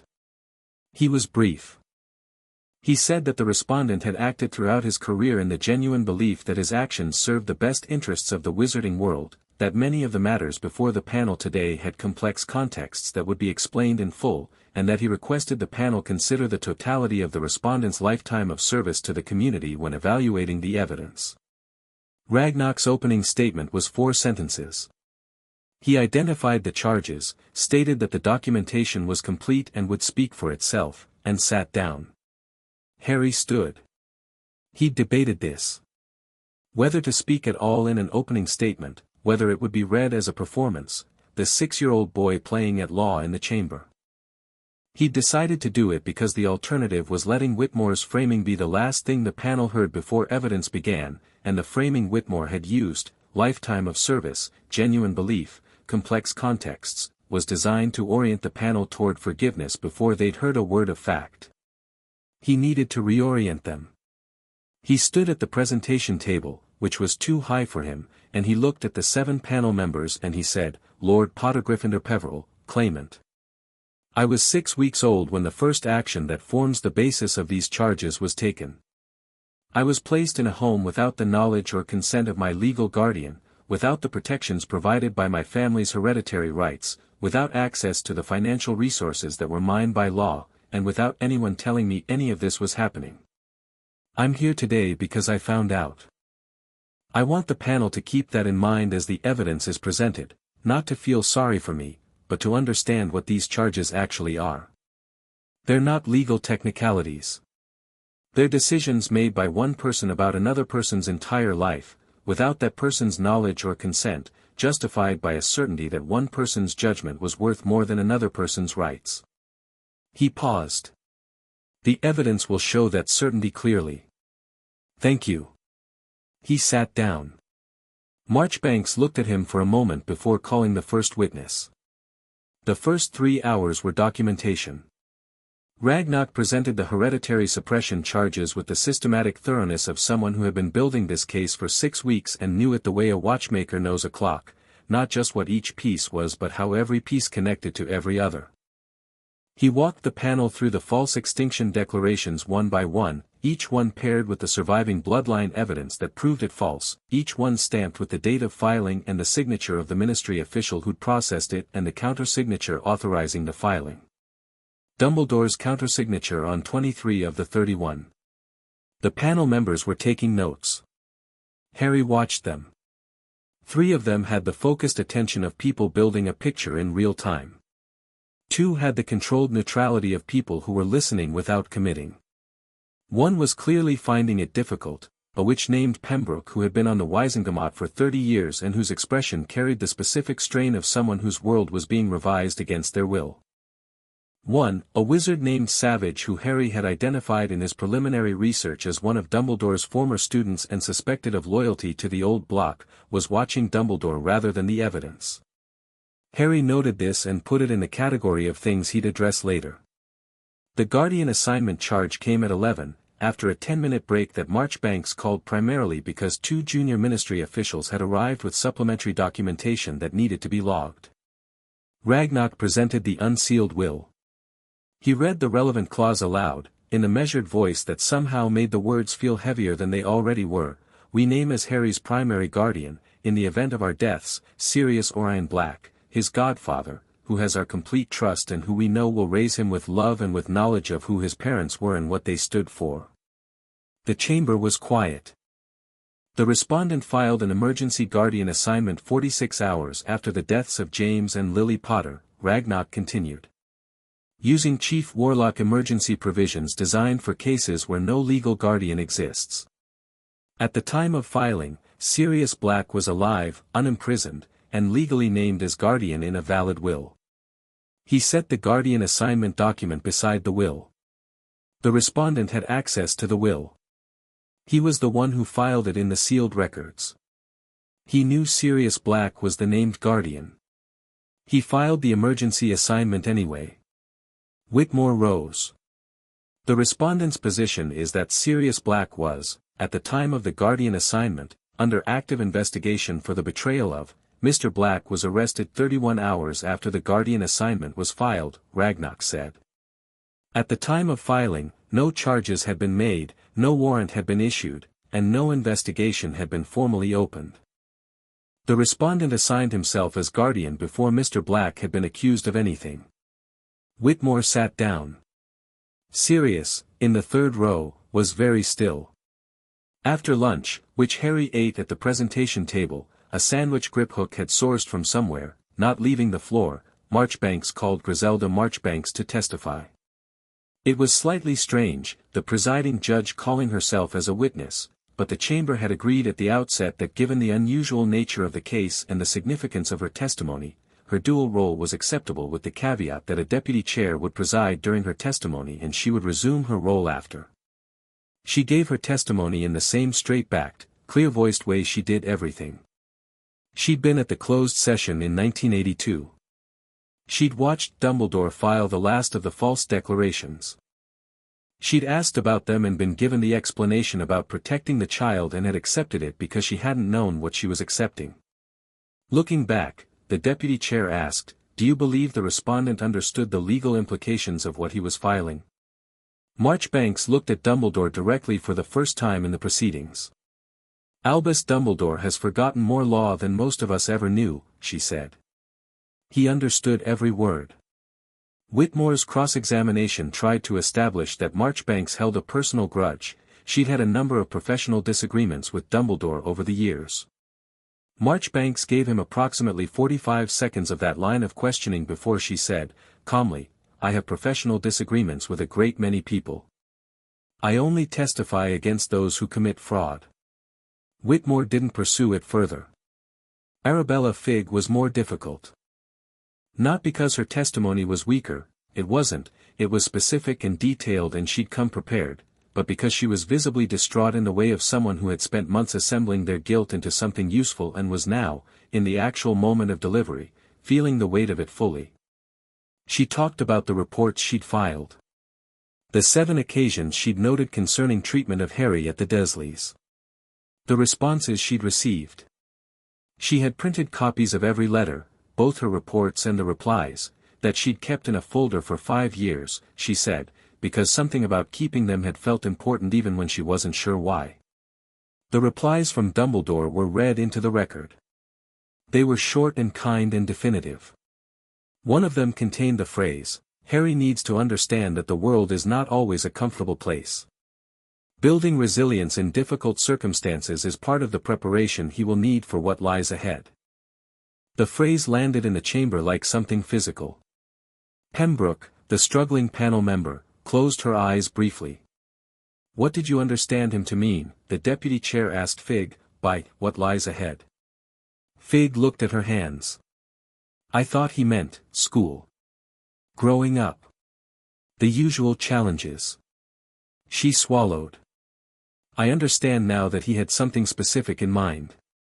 Whitmore's cross-examination was brief and focused on Figg's status as a squib, not disputing her testimony but subtly framing her as someone on the margins of the wizarding world, less familiar with the complex considerations that govern decisions made at Dumbledore's level. Figg bore it with quiet dignity and didn't change a word of what she'd said. Then Moody took the witness bench. He didn't sit. He stood, with his staff planted on the floor and his magical eye moving continuously across the chamber, and he gave his testimony in the clipped, efficient voice of someone who had spent a career boiling complex events into facts. He covered the Quirrell arrest, the evidence trail, the warrant, the condition they'd found Quirrell in, the recovery of the stone. He covered the monitoring logs from the third-floor corridor. He placed Dumbledore's signature in that corridor 6 times over 4 months, the last visit 8 days before the arrest. "In your professional assessment," the deputy chair asked, "could the respondent have been unaware of the nature of Quirrell's condition during those visits?" Moody looked at the deputy chair with his non-magical eye. which had an expression that said everything his diplomatic word choice was about to avoid. In my 30 years as an Auror, I have never encountered a situation where Albus Dumbledore was unaware of something happening in his own school. A pause. No. Whitmore rose for cross-examination. He tried 4 different approaches to establish reasonable uncertainty about what Dumbledore had or hadn't known. Moody answered each one with the same straightforward, lethal clarity. On the 4th attempt, Whitmore said, "Isn't it possible that the respondent, believing himself to be monitoring a dangerous situation with the intention of acting at the critical moment, was in fact engaged in a defensible form of intelligence gathering?" Moody looked at him. "It's possible," Moody said. "It's also possible that a man decided a dangerous dark artifact in a school full of children was worth using as bait to study a returned Dark Lord, and sat on his hands for 4 months to see what happened. He let that sit for exactly 2 seconds. Both are possible. Only one is documented." The chamber broke at 4 for 15 minutes. Harry walked to the far wall of the floor level, where there was a small alcove that wasn't visible from most of the seating. He stood there and breathed carefully for about 30 seconds. Not because anything had gone wrong, everything had gone precisely as planned, but because there was a quality to the day that had been accumulating, a weight of all the things being said out loud that had been files and documents for weeks, and some of it needed a moment to absorb. Sirius appeared at the alcove entrance. "How are you?" he said. "Good." Harry meant it. "The panel is with us. 5 of the 7, definitely. Pembroke is still processing, but she's reading the documents, which means she's looking for a way to reach the right conclusion rather than a way to avoid it." He paused. "Savage is a concern. He's been watching Dumbledore more than the evidence. There's nothing we can do about Savage." "No. But we only need 5. Harry looked toward where Dumbledore was sitting with his council. "The 6th charge. I want to speak when it's presented. Not just Ragnarok, I want to address the panel directly." Sirius was quiet. "Marchbanks will allow it." She allowed the opening statement. "She'll allow this." Harry looked at him. "I've been thinking about what you said last night. About facts versus what people can bear to know." He met Sirius's gaze. "The 6th charge is about the resurrection attempt. It's about decisions made that put people in danger. Moody can testify to the evidence. Ragnarok can build the legal argument. But the person who should close it is me. Because I'm not just the claimant. I'm the reason Voldemort was trying to come back. Dumbledore's behavior around the resurrection attempt, whatever his reasons, happened in the context of a war that destroyed my family. I'm the one who can say what that means." Sirius looked at him for a long moment. "Don't let it become a speech," he said finally. "Short. Specific. Like the opening statement." "I know. And Harry." He paused. "Whatever you feel in there, anger, grief, whatever comes up when you're standing there saying it, don't hide it. Let them see it. You've been so controlled for so long, and that's been exactly right for the legal proceedings, but this part," he stopped. "This part, let it be real." Harry nodded. The chamber reconvened. Ragnarok presented the financial misappropriation evidence after the break, and it was as thorough and as damning as Harry had known it would be. The account trails were precise. The redirected income totals were specific and large enough to produce visible reactions across the panel. The 3 direct traces to Dumbledore-controlled organizations were documented with the sort of multi-source corroboration that made Whitmore's cross-examination, which was its longest of the day, feel like someone trying to push water uphill. Whitmore's best argument was that the financial flows had been established decades ago and that Dumbledore may not have been aware of the full scope of the redirections. Ragnarok's response was to produce a document from 1989, 12 years ago, in which Dumbledore had personally authorized a modification to one of the redirection contracts, demonstrating active management of the financial mechanism. The authorization was in his handwriting and bore his personal seal. Whitmore sat down. The Quirrell charge came at 6 in the evening, Marchbanks having declined to break again until this section was complete. It was brief: the evidence from the arrest, the employment records, a timeline showing Quirrell's hiring came 12 weeks after the date Narcissa's documentation placed Lucius's first awareness of the Hogwarts resurrection plan, which Ragnock put before the panel without argument, just sequence, just date beside date beside date, letting the panel do the arithmetic. Then Marchbanks called for the sixth charge. Ragnock presented the monitoring logs. He presented the timeline of Dumbledore's awareness. He presented Narcissa's testimony, read into the record rather than given in person, at Harry's request, to protect the ongoing protection agreement. He presented the 20-minute response time on the day of the arrest, with Hogwarts Alert Ward specifications as comparison. Then he looked at Harry. Harry stood. He walked to the center of the floor, which he hadn't done since the opening statement, and he stood in the space where the presentation table ended and the chamber opened up around him, and he looked at the panel. Albus Dumbledore knew Voldemort was trying to come back, Harry said. He knew the method. He knew the location. He had the evidence, the access, and the authority to stop it, and he chose to watch instead. He didn't raise his voice. He kept it even and clear. I've spent the past few months trying to understand why. I've read the documents, and I've talked to the witnesses, and I've thought about the kind of man who does this, who steals 31 inheritances, who seals a dead family's will, who leaves a child in a house where his reports say the child is being harmed, and tells himself every step of the way that it's necessary. He paused. And I think I do understand it. He believes, genuinely, completely, that he is the best judge of what the wizarding world needs. That his vision is clearer than everyone else's. That the harm he causes along the way is acceptable because the destination he's steering toward is good. He looked at Dumbledore for the first time since the hearing began. Dumbledore was looking back at him. His expression was composed and careful, and somewhere beneath it was something that was neither guilt nor defiance but something more complicated than either, the expression of a man who genuinely believed that what he was hearing, while not wrong exactly, was missing something essential that only he could see. Harry looked away. The problem with that belief, Harry said, is that it has no limits. If your vision is always the right one, then any amount of harm on the way to your destination is acceptable. 31 stolen inheritances are acceptable. A child's suffering is acceptable. Letting Voldemort try to come back is acceptable, because you know how to defeat him when he does, and your victory over him vindicates every decision you made along the way. He looked at the panel. The sixth charge is the one that shows where that belief leads when it's unchecked. Not to deliberate cruelty. He isn't cruel. I don't think he's ever been cruel in the way small people are cruel. To something worse than that.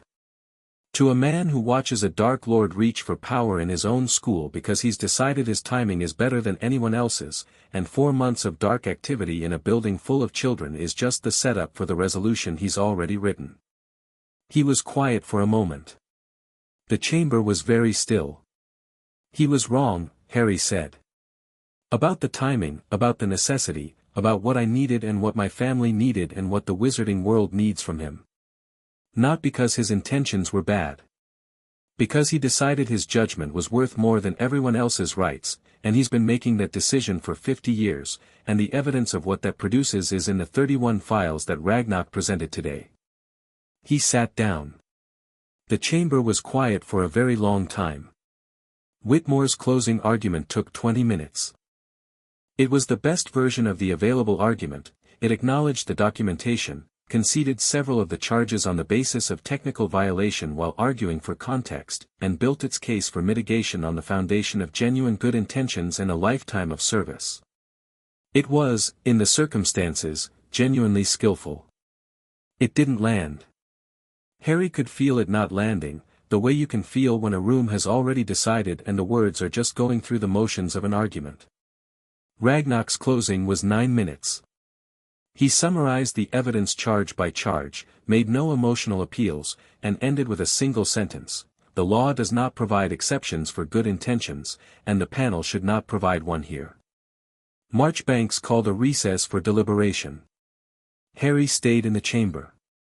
He sat at the presentation table and ate the second sandwich Griphook produced from wherever Griphook sourced sandwiches, and Ragnarok sat beside him in silence, and the documentation cases sat in their precise stack, and outside in the gallery the audience remained. Almost none of them had left during the recesses, which said something about the quality of attention the day had generated. Sirius came down from the third row and sat across the table. He didn't say anything. He just sat there, which was the right thing. Neville appeared beside him a moment later. He'd been in the gallery all day, Harry knew, silent and watchful, and he had the expression of someone who had understood every word and was sitting with the weight of it. He sat down beside Sirius and folded his hands on the table and looked at Harry. "The bit about the sentencing panels," Neville said quietly. "The part where Ragnarok laid out the financial connections between the misappropriation accounts and the legal advocacy fund that paid for Bellatrix's defense, documented," Harry said. "It'll go to the Sentencing Review Commission when this is done." Neville nodded once. He didn't say anything else. He didn't need to. The deliberation took 40 minutes, which Ragnarok said was fast. The panel filed back in. Marchbanks resumed her seat. She looked at her notes, which were extensive, and at the documentation before her, and at Dumbledore, who was sitting in his respondent's chair with the composure of a man who had made his peace with multiple possible outcomes and was going to face whichever one arrived with his dignity intact. "On the charge of fraudulent suppression of hereditary claims," Marchbanks said. 31 counts. The panel finds the respondent guilty on all 31 counts. The chamber absorbed this. On the charge of illegal magical guardian assignment. Guilty. On the charges of illegal binding magic. 3 counts. Guilty on all 3. On the charges of financial misappropriation. 9 counts. The panel finds the respondent guilty on 8 counts. The 9th count, pertaining to the Ravenclaw estate redirections, is dismissed on the basis of insufficient documentation of direct authorization. Ragnarok made a small note. 1 out of 9. They'd expected that one, the Ravenclaw documentation had a gap they'd known about and hadn't been able to fill before the trial date. On the charge of unauthorized employment of a dark agent. Guilty. Marchbanks paused. She set down her notes. On the charge of deliberate non-intervention in dark magical activity. She looked at Dumbledore. The panel deliberated at length on this charge. The evidence is inferential rather than direct. The monitoring logs establish presence and awareness. The response time on the day of the arrest establishes a pattern inconsistent with genuine emergency response. The financial records establish a 4-month window of prior knowledge. She held his gaze. The respondent's counsel argued that a man of the respondent's experience might legitimately choose a monitoring strategy over immediate intervention, believing this to better serve long-term safety. The panel considered this argument carefully. Silence. The panel finds the respondent guilty. The chamber broke open. Not in chaos, more like a dam that had been holding something and released it in a controlled way, a sound that was voices and movement and the specific release of a room full of people who had been holding their breath for 8 hours. Dumbledore sat in his chair. He sat perfectly still for a moment, and then he took off his half-moon spectacles and held them in both hands, and he looked at them, and he looked very old and very tired and very much like a man who had been running toward a horizon for 50 years and had just been told the horizon wasn't there. Marchbanks waited for the chamber to settle. Sentencing will be determined at a secondary hearing, to be scheduled within 30 days, she said. In the interim, the respondent is required to surrender all positions of public authority, Chief Warlock, Supreme Mugwump, Hogwarts Headmaster, pending the sentencing determination. These positions are hereby frozen and will be administered on an acting basis by, she looked at her notes. By deputy appointments to be confirmed by the chamber within 7 days. She looked out at the chamber. The hereditary claims before this body are confirmed in their entirety. The emancipatory petition filed by Lord Pottergryffindor Peverell is approved effective immediately.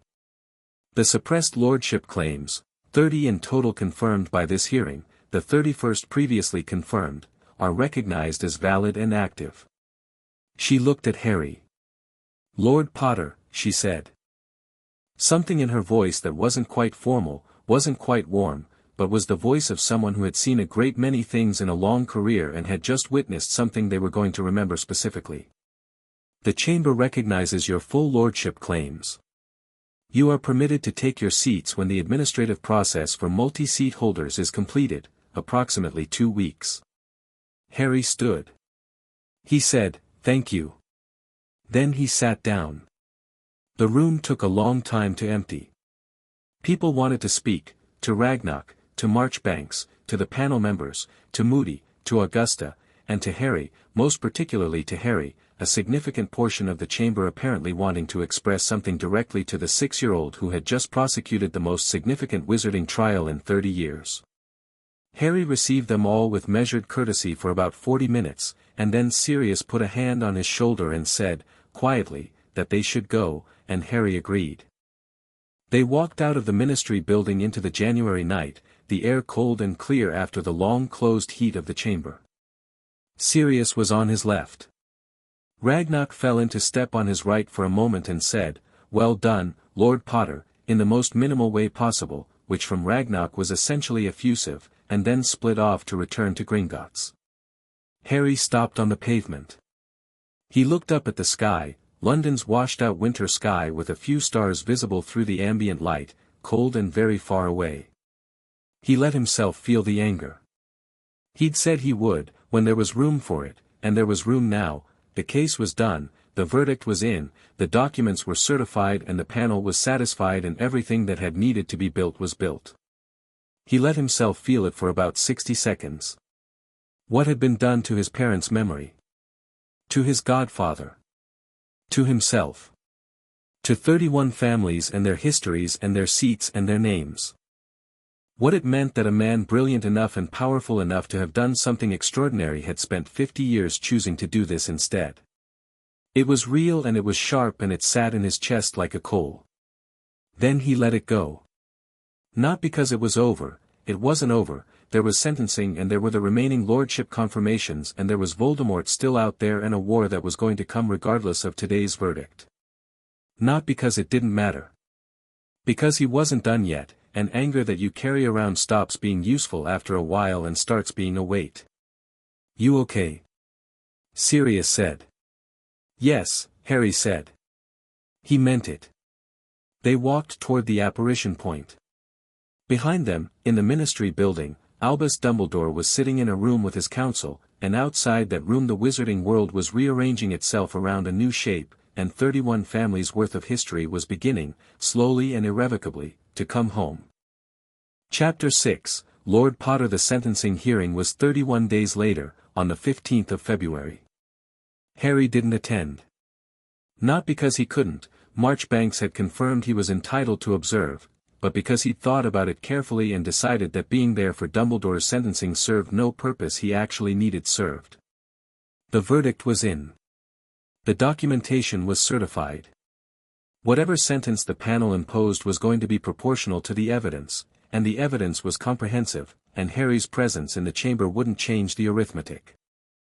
What it would do was give every journalist in the gallery a photograph of the 6-year-old watching the old man receive his punishment, and that photograph would become the image of the whole thing, not the 31 families, not the 50 years of stolen votes and suppressed history, but a child and a broken old man and the particular discomfort that image would generate in people who needed someone to feel sorry for.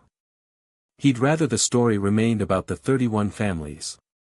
So he was at Gringotts when the sentencing came through, working with Grip Hook on the administrative process for the multi-seat claim, which was exactly as complicated as it sounded, each lordship having slightly different procedural requirements for formal seating, each one requiring separate documentation and chamber confirmation, and Ragnarok brought him the verdict at 3 in the afternoon.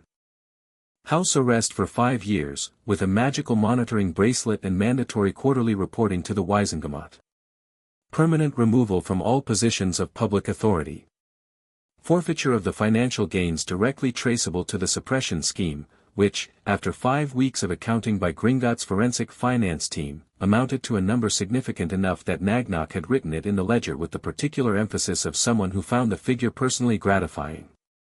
And a formal public censure, read into the Wisengamot record by Marchbanks herself, that would remain part of the permanent chamber documentation. No Azkaban. The panel had debated it, Ragnarok said. The non-intervention charge had been the deciding factor, the inferential nature of the evidence had kept it from reaching the threshold required for custodial sentencing under the 1689 Act. Harry read the verdict summary. He noted each element. He thought about whether he was satisfied with it. He decided he was. Not because it was everything, Azkaban would have been a different kind of justice, a more complete one in some ledger of punishment, but because house arrest and stripped authority and public censure meant Dumbledore would live with the full public knowledge of what he'd done, stripped of the platform that had allowed him to define himself as the good man who did necessary things. He was going to spend 5 years in his house with the wizarding world knowing his name for different reasons than they had before. That was, Harry thought, probably more difficult for Albus Dumbledore than Azkaban would have been. The Hogwarts headmaster vacancy, Ragnarok said, from his side of the desk. The governors have convened an emergency meeting. They need to appoint an acting head by the start of the spring term. Minerva McGonagall, Harry said immediately. Ragnarok made a note. You intend to advocate that position? She's been deputy head for 20 years. She knows the school better than anyone. She's not affiliated with Dumbledore's political bloc. She's fair. Harry looked up. And she told Fig years ago that I had good legal instincts. I feel I owe her the favor. Ragnarok raised an eyebrow a fraction of an inch. You remember that from Fig's witness statement. I remember everything. Harry looked at the next page of administrative requirements. Who's on the governor's board after Lucius Malfoy's removal? Draco gave me a list in December, 3 of them have Death Eater connections. Those seats need to be replaced before the McGonagall vote or the appointment will be contested. The replacements are within your authority as a major hereditary claimant, Ragnarok said. Several of the suppressed lordships carried Hogwarts governance rights. Which ones? Ragnarok opened the correct section of the ledger. They spent the next hour working through it, identifying which of Harry's confirmed lordships carried board appointment rights, which governor seats could be legitimately contested on the basis of the now documented Death Eater connections, and what the sequence of appointments needed to look like to produce a clean McGonagall vote. By the end of the hour, Harry had drafted 4 appointment documents, 2 contest filings, and a letter to the interim board chair that Ragnarok reviewed and declared both legally sound and, in his understated way, admirably direct. Harry sent it that afternoon.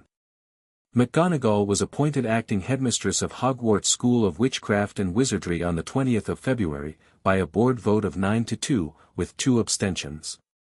The Prophet ran it on page 3, page 1 was still the Dumbledore sentencing aftermath, and page 2 was a piece on the implications of the restored Wisengamot seats for the upcoming legislative session. Page 3 felt, to Harry, exactly right. McGonagall's appointment wasn't a drama. It was just the correct thing, happening. He was formally seated in the Wisengamot on the 1st of March. The process of seating a holder of multiple lordships was, as Ragnarok had predicted, administratively laborious. Each seat had its own historical precedent for how it was claimed, its own oath formulation, its own ceremonial requirements that had been established centuries ago and which the Wisengamot's administrative office had to dust off from records nobody had touched since the original procedures were written. Harry sat through 14 separate oath ceremonies over the course of a Thursday morning that started at 8 and ran until 12:30, standing at the chamber floor in front of the assembled Wisengamot each time to speak the words, different words for each house, some in Latin, 2 in Old English. One in what the administrative officer whispered was a dialect of early Welsh that nobody had spoken conversationally since approximately 1400, while the chamber witnessed. He was wearing new robes for it. Sirius had insisted on proper robes, had taken him to Madame Malkin's a week before and stood over the process with the focused attention of a man who had strong opinions about what appropriate lordship robes should look like and was determined that nobody was going to see his godson seated in something that didn't do the occasion justice. They were deep green, simply cut, with the Potter crest on the left breast and enough quality in the fabric that they sat right without looking like they were trying to. No jewelry, no ornamentation. Harry had vetoed the suggested signet rings on the grounds that he had small hands and signet rings on small hands looked theatrical. He'd compromised on one ring, the Potter family ring, which Ragnarok had retrieved from the vault and which fit his right hand well enough that it didn't slide. It was old gold, plain set, the sort of thing that had been worn and used rather than displayed. He was the youngest person to be seated in the Wizengamot in 340 years. The administrative officer, who had looked up the precedent himself and appeared personally delighted by the research, informed Harry of this fact between the 7th and 8th oath ceremonies with the enthusiasm of someone who didn't often get to deploy their historical knowledge in an active setting. Who was younger? Harry asked. A Lord Peveril, in 1683. Seated at 5 years and 8 months. The administrative officer beamed. You're 6 years and 4 months, so he retains the record. But you have significantly more seats, which is, he checked his notes. Unprecedented at any age. Good, Harry said. Let's keep going. By the time the final oath was administered, Gryffindor, which the administrative officer had saved for last without being asked, apparently sensing that it was the right order, the chamber had been in formal session for 4.5 hours, which was longer than most regular sessions. Members had left and returned and some had clearly been in the gallery the whole time, watching, the way you watch something that will be worth describing in detail later. When the last oath was complete and the administrative officer confirmed the seating record, Marchbanks, in the presiding chair, having resumed her normal role now that the trial was concluded, said, "The Wizengamot formally recognizes Lord Potter Gryffindor Peveril and associated houses. You are seated." Harry looked at the chamber.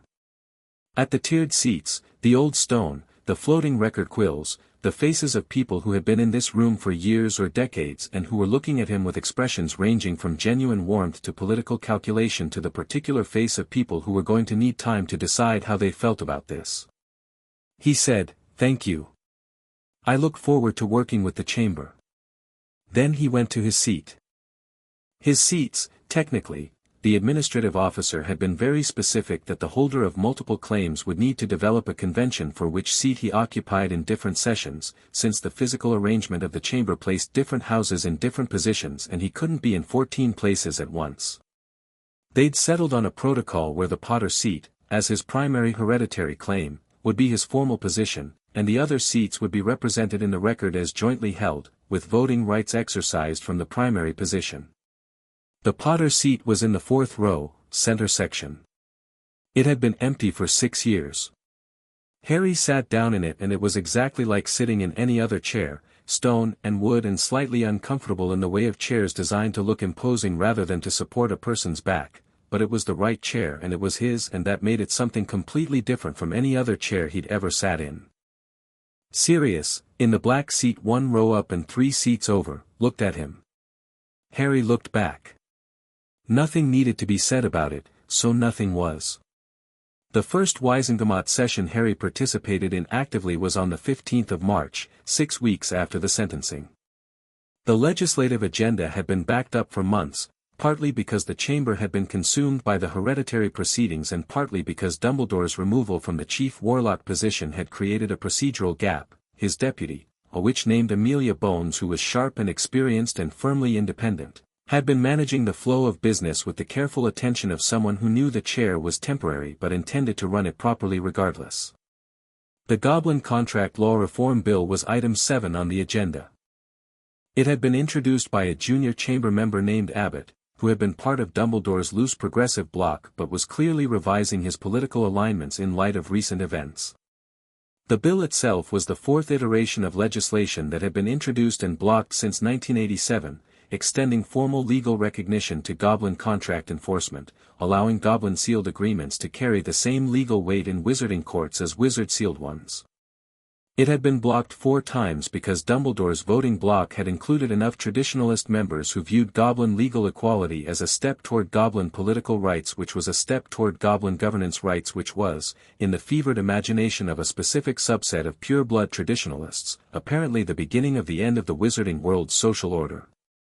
Dumbledore himself had never explicitly opposed it. He'd simply never brought it forward, never spent political capital on it, never made it a priority. The blocking hadn't required his active opposition, just his strategic indifference.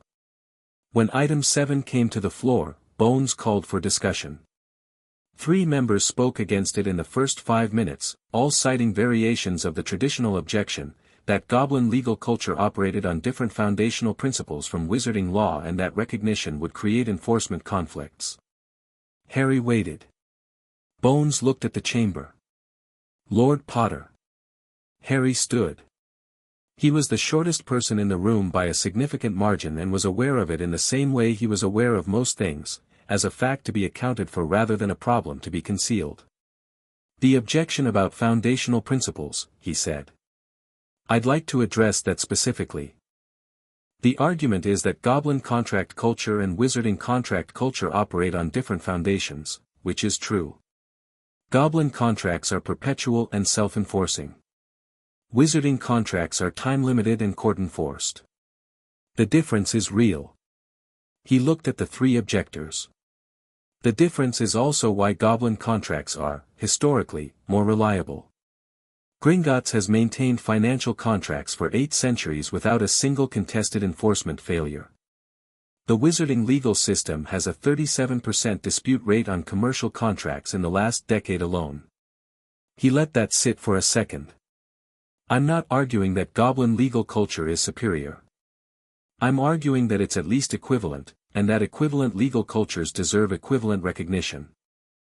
One of the objectors, a wizard named Ogden who had a red face and a tendency to look personally affronted by arguments he couldn't immediately refute, said, the precedent implications are limited by the bill's own language to contract enforcement specifically, Harry said. Not governance rights, not judicial appointments, not legislative standing. Contract enforcement. A sealed goblin agreement gets the same courtroom standing as a sealed wizarding agreement. He looked at Ogden. If your concern is a slippery slope, the bill has a specific definition of scope in Clause 4. Have you read Clause 4? Ogden's expression suggested he had not read Clause 4. It's worth reading, Harry said, and sat down. The bill passed 26-19 with 4 abstentions. In the gallery, Ragnarok, who had attended the session as an observer, which senior Gringotts officials were permitted to do for matters affecting their institution, made no visible expression. But afterwards, in the corridor outside the chamber, he stopped Harry with a hand briefly on his arm and said, with the precise weight of someone who spent words carefully, "Well done, Lord Potter." "I said I would," Harry said. "You did." A pause. "Most people who say they will, don't." "I know." Harry looked at him. "There are 3 more items in the current legislative queue that affect goblin banking rights. Let Griphook know which ones are priorities and I'll put them on my floor agenda for the next session." Ragnarok's copper eyes held a quality that was as close to warmth as Harry had seen in them. He nodded once, precise and definitive, and walked away, and that was exactly what it needed to be. Sirius taught him to fly on a Saturday in late March. Properly this time. Not the brief cold sessions in December that had been more about demonstrating it was possible than actually learning. This was a full morning in the paddock behind Grimmauld Place, borrowed brooms, Sirius's old comet from before Azkaban that he'd found in the attic and repaired with the care of someone reclaiming something that mattered, and the kind of teaching that comes from someone who loves what they're teaching. Harry took to it the way he took to most things, quickly, completely, with a focus that absorbed the mechanics in the first 20 minutes and then became about something beyond mechanics. Sirius had him doing basic maneuvers by mid-morning, controlled ascents and descents and direction changes, and by noon Harry was going faster than Sirius had planned to let him go, and Sirius was watching him from the ground with his arms folded and an expression that was delighted and slightly concerned in equal measure. Harry banked hard left over the paddock's far corner, feeling the cold March air push against his face, feeling the broom respond to his shift and weight the way a well-balanced tool responds to a person who knows how to use it, and for about 30 seconds the Wizengamot and the Lordship claims and the trial and Dumbledore's house arrest and Voldemort somewhere reconstituting in whatever dark corner he'd retreated to, all of it receded, and there was just the sky, enormous and pale blue and indifferent, and the speed, and the clean specific freedom of being somewhere that had no paperwork. He came down gradually, slowing into the descent the way Sirius had shown him, and landed neatly in the paddock center with only a slight stumble on the dismount. Sirius walked over. "Your father," he said, in his first proper flying lesson, did that exact banking maneuver, went too fast, overshot the paddock by 100 yards, and landed in a duck pond. Harry looked at him.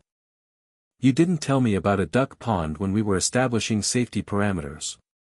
"There's no duck pond here." "How is that relevant?" "Your point is that fast banking with insufficient familiarity can produce unexpected outcomes." "My point," Sirius said, and he was grinning now, "is that your father landed in a duck pond and came out of it with duckweed in his hair and told everyone it was intentional and that he'd been studying the aerodynamic properties of water landing." He looked at Harry. "You were better on your first go than he was." Harry thought about that. About a man he'd never met who'd landed in a duck pond and called it research. "He sounds like someone who'd have been annoying to argue with," Harry said. "Absolutely infuriating," Sirius said. "The best." He looked up at the sky. "Go again. This time try the dive I showed you before lunch. You keep leveling off too early." Harry went again. The Sentencing Review Commission for the Death Eater cases began work in April. Augusta had pushed for its establishment as a Wisengamot subcommittee in February, citing the documented connections between the misappropriation funds and the original defense funding as grounds for reviewing the case outcomes. The commission had 5 members, 3 of them new to their seats in the past 6 months, and a mandate to review sentencing decisions made between 1981 and 1984 for cases involving unforgivable curses. The Lestranges were first on the review list. Harry wasn't on the commission, he was too young for committee appointments, which was a legitimate procedural restriction he'd decided not to fight, but Augusta was, and Sirius was, and the documentation from Narcissa's folder formed the primary evidence base for the first 3 cases. He heard about the progress through Augusta's Thursday teas, which had become a standing appointment, and through Sirius's increasingly detailed reports from commission sessions. He listened and asked questions and occasionally produced pieces of analysis from his own parallel research that Augusta accepted without comment and deployed in the next session, and the arrangement worked because all 3 of them understood what it was without anyone having to describe it. In May, the commission referred the Lestrange cases to a full Wisengamot sentencing review. The original modified memory charm verdicts, handed down in 1982, contested and appealed and modified until they'd softened to something that had allowed Rodolphius and Rabastan Lestrange to walk free in 1989, were set aside. Retrials were scheduled for autumn. Harry told Neville at Augusta's house on the Thursday after the referral. They were in the back garden. Neville had been tending Augusta's herb beds, which were extensive and clearly his domain, his hands already brown with soil at 11 in the morning, and Harry sat on the garden wall and said it simply, without build-up. Neville kept working for a moment, his hands moving in the familiar pattern of someone weeding.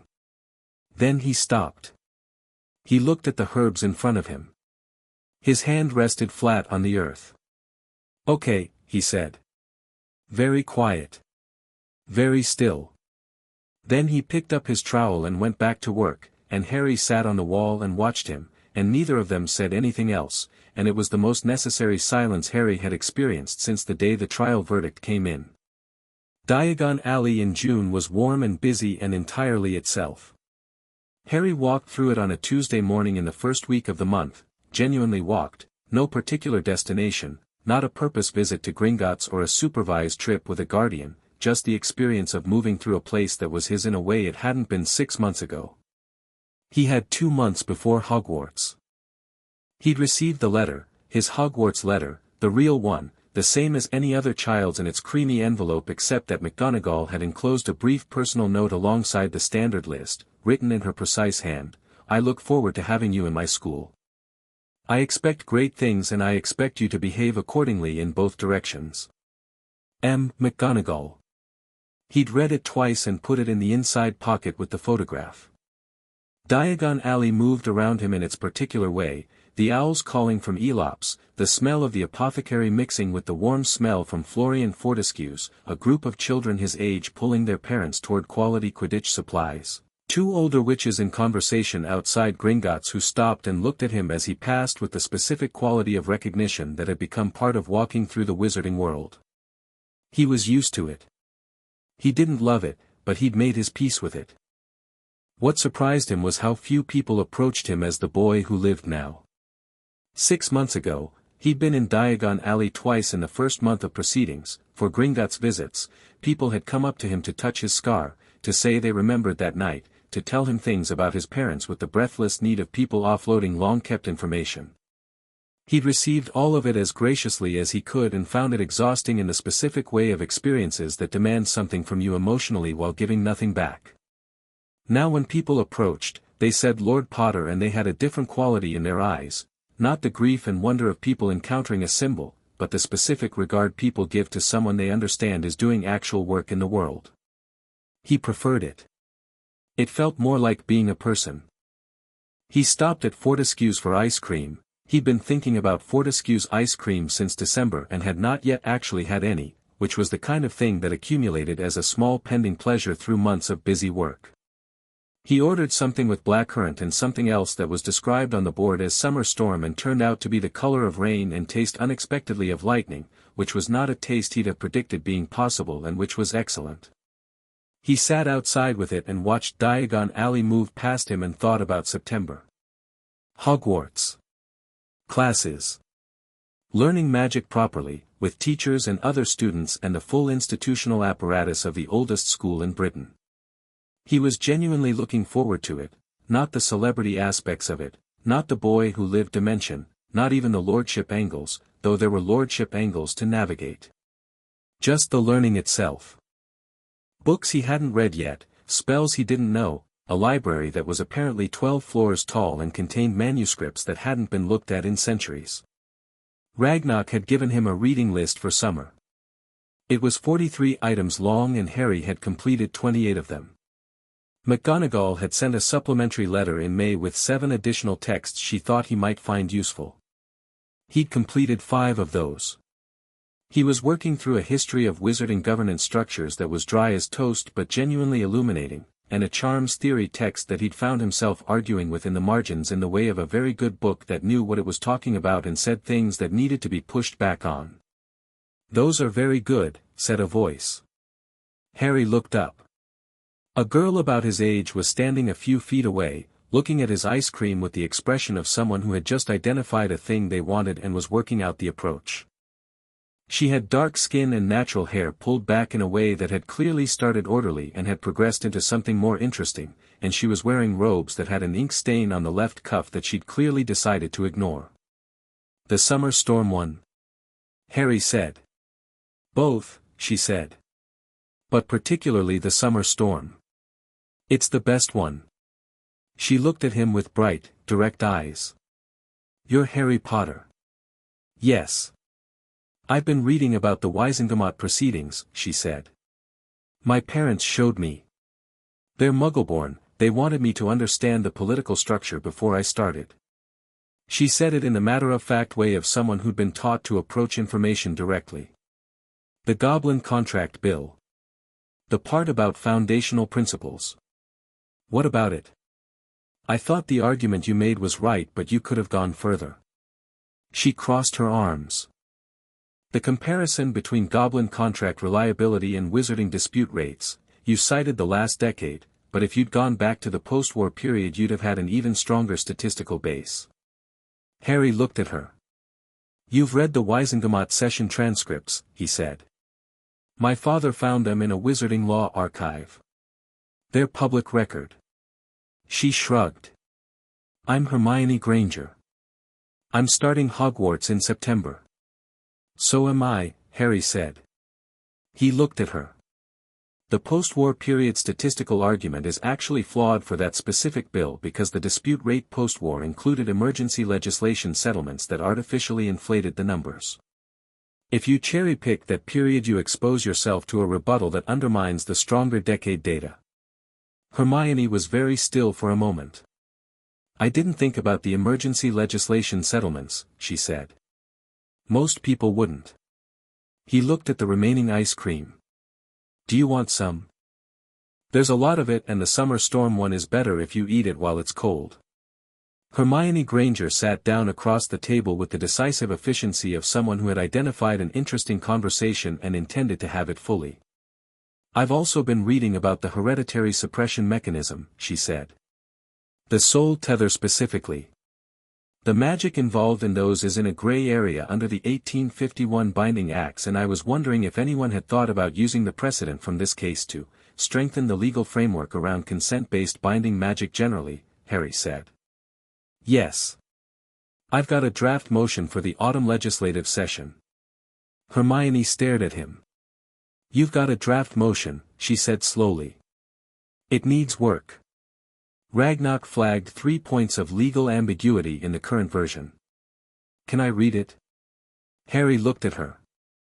She'd read the Wisengamot transcripts and the Binding Acts of 1851 and had an argument about statistical methodology ready and was asking to read a draft legal motion within 90 seconds of sitting down. I'll it to you, he said. What's your address? She gave him a Muggle Street address in a London suburb and added the floor flat number with the automatic precision of someone who'd given their address out many times before, and then she ordered the summer storm ice cream from a passing server and settled into her chair with the quality of a person who'd found something they intended to stay for. The Slytherin claim, she said. Were you worried about it? Politically? I was prepared for the politics of it, Harry said. But were you worried? Harry thought about it honestly. I was aware it would be volcanic. I wanted it to be volcanic. That doesn't mean I wasn't aware of the risk. The risk being that the controversy would overshadow the other claims. The risk being that the wizarding world's complicated feelings about Slytherin would make it easier to frame the whole thing as a child playing at Dark Lord succession rather than a legal hereditary claim. He looked at her. Which is why we filed it simultaneously with Pemberton and Selwyn, which are the most straightforwardly documented of the suppressed claims and the least politically charged.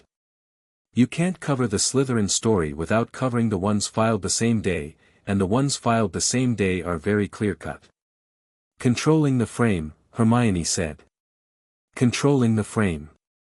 She ate her ice cream and looked at him with those bright, direct eyes, and Harry had the particular sense he sometimes got with Neville and with Draco and with Sirius in his better moments, the sense of a person who was actually present, actually thinking, actually interested in the reality of something rather than the story they'd already decided about it.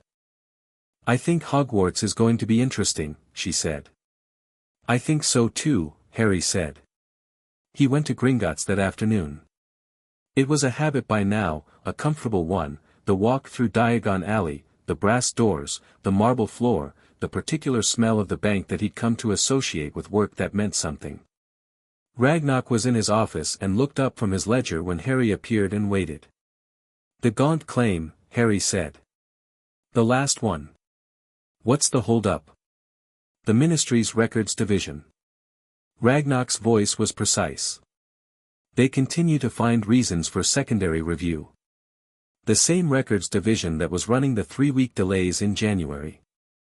The same division, though several of the specific officials involved have since been reassigned, following the Commission's inquiry into the Death Eater sympathizer network. He looked at his notes. The current delay is being managed by a clerk named Borgin, related to the Borgin of Borgin and Burke's nephew. Harry sat down. He thought for a moment. File a formal procedural complaint with Amelia Bones's office directly. Bones is interim chief warlock. She's got authority over Wisengamot administrative functions which include records management oversight. The complaint triggers a mandatory response timeline. He paused. And send a copy to Transfiguration today. We've been quiet for 2 months. They'll run the procedural obstruction angle. That will create pressure on the clerk personally. The clerk is deliberately obstructing a formally confirmed legal proceeding. That is a public record issue. Harry looked at Ragnarok steadily. He can stop obstructing it. Then there's no pressure. Ragnarok made a note. The Gaunt claim will be resolved within the week. Good. Harry leaned back in the chair, a proper chair, the right size. Ragnarok had quietly sourced an appropriate chair for the client's side of his desk sometime in February and neither of them had remarked on it. Where are we on the Hogwarts curriculum situation?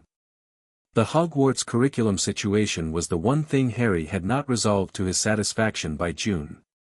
The school's standard curriculum was structured for students starting at 11. Harry was starting at 7, or rather, would be 7 in late July, and would begin the September term as a 7-year-old, which was unprecedented enough that McGonagall had sent him a questionnaire in April about his current educational level that had taken him a while to answer because he kept underselling what he knew in the draft responses and having to rewrite them. The final honest answer had taken 4 drafts, and the result had been a follow-up letter from McGonagall requesting a meeting, which had happened in May, which had produced the arrangement they were now finalizing. He would attend Hogwarts as a first year in all social and structural respects. He'd live in the dormitory, eat in the Great Hall, participate in the house system, attend the standard curriculum classes for first through third year subjects simultaneously, and be assessed at the end of the first term to determine the appropriate academic acceleration path. He'd negotiated 3 specific additions to this arrangement, which Ragnarok had formalized with McGonagall's office: access to the restricted section of the library from day 1, supervised by a librarian of his choosing, the right to pursue independent study in subjects not covered by the standard curriculum, with a faculty mentor to be agreed upon, and a standing protocol that any administrative decisions affecting him would be communicated directly to him before being communicated to his guardian, rather than through the traditional route of student guardian school. McGonagall had agreed to all 3 with the minimal fuss of someone who had looked at his academic questionnaire and decided that standard procedures were not going to be adequate. She'd added one condition of her own: he had to participate in Quidditch trials if his year group had them. He'd agreed to that immediately, because he'd been practicing the banking maneuver Sirius had shown him every Sunday morning since March, and he was, without excessive modesty, extremely good at it. The independent study mentor appointment, Ragnarok said, answering Harry's question. McGonagall has confirmed Professor Flitwick for Charms Theory and has proposed Professor Sprout for Herbology through Neville, Harry said. He'll be starting in September too, and Sprout will do more good as his primary mentor than mine. I'd rather have, he thought about it. Who's teaching defense against the dark arts this year? McGonagall has appointed an Auror on secondment. A witch named Tonks, recently qualified, apparently highly recommended by Moody. Good. I want to meet her before term starts. Harry thought. For independent study, I want arithmancy theory. Not standard curriculum arithmancy, the theoretical foundation, the relationship between magical mathematics and spell construction. Is there a faculty member who works in that area? Vector teaches arithmancy. She's published 3 papers on spell construction mathematics in the past 5 years. Ragnarok paused. She's also a former student of Dumbledore's who was in his informal advisory network. Harry considered this. How did she vote on the Wisengamot proceedings? She's not a Wisengamot member. She's not politically active. How has she responded to Dumbledore's sentencing publicly? She gave a statement to the faculty council when the headmaster vacancy was opened. She said she believed the proceedings were lawfully conducted and the verdict was legally sound. A pause. She also said she was personally saddened and found the situation complex. That's honest, Harry said. She didn't dodge it or spin it. I can work with someone who finds things complex. He stood up. Set up a meeting for July.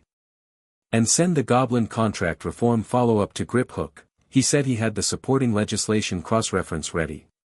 He moved toward the door, and then stopped, because stopping felt right. He turned back to Ragnarok. Ragnarok was watching him with those copper eyes, ledger open, quill ready, the complete picture of someone fully prepared to proceed. He'd looked exactly like this on the first day, Harry thought. Same copper eyes, same assessing stillness, same precision in everything. But something was different. Harry couldn't have named it precisely. It wasn't warmth, exactly, or friendship, exactly. It was something more specific than either. It was the quality of a relationship that had been built between two people who'd been honest about their own interests from the start, and had found that their interests aligned well enough that honesty had become its own kind of trust. Ragnarok, Harry said. Lord Potter. When I'm in the school. If anything significant comes up, the Voldemort situation, the retrials, anything in the Wizengamot that needs immediate attention, I want to be reachable. Not through McGonagall's administration. Directly. We can extend the coin protocol for the school year. You'll need to shield it from the school's anti-communication wards. Ragnarok paused. Griphook can show you the shielding charm before September. Good. Harry looked at him. Thank you. For all of it. Since January. Ragnarok was quiet for a moment. Then, with the characteristic economy of someone who decided on a word and was delivering it, it has been, he said, the most professionally interesting case of my career. Coming from Ragnarok, Harry understood that this was as close to a privilege as the vocabulary was going to get. He nodded. He went. The last week of August was the kind of London week that can't decide between summer and autumn and gives you both in the same day, warm mornings, cool evenings, the light going gold earlier than you expect. Sirius had moved back into Grimmauld Place properly now, the renovation past the worst of it, the house still eccentric but livable, still carrying its old black family weight but shifting. He'd replaced the hallway portrait, not removed it, the frame was fixed to the wall with magic apparently resistant to any intervention short of demolition, but he'd put a charm over it that substituted a landscape of the Scottish Highlands every time the portrait attempted to activate. It was a good fix. Harry approved of it. He spent the last weeks of August between Grimmauld Place and Privet Drive. The Dursley situation had become a practical détente. Vernon and Petunia didn't like him, they'd never liked him, and the discovery of the mortgage situation had added a layer of financial resentment to the existing personal resentment. But they'd also correctly understood that antagonizing someone who had Gringotts managing their household accounts and a godfather who was Lord Black and more Wizengamot seats than most people knew what to do with was not a wise allocation of energy. Harry spent the time at Privet Drive mostly in his room, a real room now, not the cupboard. He'd relocated himself to the smallest upstairs bedroom in January, and when Vernon had made the initial objection Harry had looked at him steadily for about 5 seconds and Vernon had reconsidered, reading, corresponding with Hermione who turned out to have the most precise and thorough letter-writing style of anyone he'd encountered, and occasionally going to the garden in the evenings to sit with the coin and check in with Griphook. He got a letter from Draco in August, which surprised him. It was written on Malfoy stationery, good quality, the family crest at the top, the kind of letter paper that communicated social standing, but the letter itself was written in Draco's own hand, which was slightly more angular than his background suggested, like a formal education that hadn't quite smoothed out all the natural idiosyncrasies. Potter, it said. I'll be in Slytherin. Everyone says so and they're probably right, which I find I mind less than I expected. My mother says to tell you the protection agreement documentation was finalized and filed last week and she seemed relieved. She doesn't say so, but she seemed it. My father's trial is in November. I've decided not to attend. I think that's right. Draco. And then, below that, a shorter second paragraph, I hear you got the Gryffindor seat confirmed. Obviously it makes sense. Don't think that means you're better than me. Harry read it twice and wrote back on plain parchment, he didn't have family stationery, another thing to address eventually. Malfoy. Probably right about Slytherin. The protection filing is good, Ragnarok confirmed it's solid. Tell your mother I said so. The November trial date is fair. Not attending is a legitimate choice. Attend if it's for you. Don't attend if it's for him. You'll know which one it is when you think about it honestly. And I have 14 seats confirmed, which is definitively better than you, but I'm willing to call it a draw on everything else. Potter, he sent it the same evening. The response came back in 2 hours, which was faster than it should have been given owl travel times, which meant Draco had been watching for the return. Insufferable. Harry put the letter in the inside pocket with the photograph and the Hogwarts letter. September 1st came in with sun. King's Cross at 11 in the morning was the particular organized chaos of a large station, amplified by the peculiar quality of platform 9 3/4, which Harry accessed through the barrier with the calm of someone who'd been told how it worked and saw no reason to doubt the instructions. He had a trunk. He had Hedwig, his owl. Sirius had appeared in August with her, white and enormous, in a cage, saying only, "Everyone needs an owl," and leaving before Harry could object. Hedwig had regarded him with the considering intelligence of an animal that was deciding whether to approve of her new person. She'd apparently decided yes within the first day, and was now perched on the trunk's top handle with the composed authority of an owl who had made this journey her professional responsibility. Sirius was on the platform. He'd come to see him off, which Harry had anticipated and which was, he'd admitted to himself privately, a thing he was glad of. He was looking at the train with the expression of someone for whom the sight of the Hogwarts Express was complicated. It was his school, his history, his 6 years of becoming himself, and then he looked at Harry and the complicated expression resolved into something much simpler. James would have been insufferable about this, Sirius said. He'd have been here at 10:30 at minimum. He'd have given you 17 pieces of advice. 12 of them would have been about Quidditch. What would my mum have said? Harry asked. Sirius thought about it. She'd have hugged you, he said. And then she'd have checked that you had your books. And then she'd have said, something like, he stopped. He looked at Harry with those grey eyes. She would have said, be yourself in there. Not the boy who lived, not Lord Potter, not the claimant. Just Harry. Harry looked at the train. It was loud and red and enormous and already carrying the sounds of children finding each other and beginning the social negotiations of a new year. That's good advice, he said. She was good at advice. Sirius put a hand on Harry's shoulder briefly, the same gesture he'd made in the ministry corridor the day of the trial, grounding and present and without demand. Write when you can. You'll have the coin. I'll have the coin. Write anyway. He paused. I'm going to the Wisengamot session on the 20th. The Lestrange pre-trial motion. I'll send you everything. I'll review it over the weekend. Sirius looked at him for a moment with a quiet intensity. You're going to be all right in there, he said. Not as reassurance. As observation. I know, Harry said. He picked up Hedwig's cage and got on the train. He found a compartment halfway down and settled Hedwig on the overhead rack and sat with his back to the direction of travel. He'd been on trains before, Muggle ones, and he knew that facing backwards gave you a better view of where you'd been, and watched the platform through the window until the whistle went and the train began to move. Sirius was on the platform. He raised his hand. Harry raised his back. Then the platform was gone and the train was moving, and outside the window London resolved into the outer city and then the suburbs and then the green, rolling particularity of the English countryside in early September, golden and wide and fully itself. The compartment door opened 20 minutes out of London.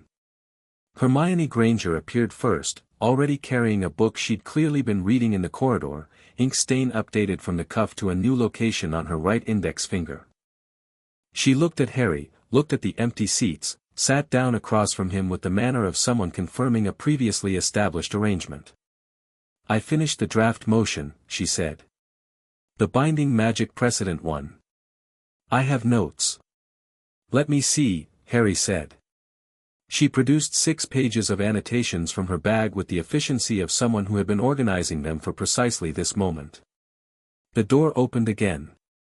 Neville this time, slightly out of breath, a large toad named Trevor tucked under his arm with the practiced grip of someone who had been preventing that specific escape for some time.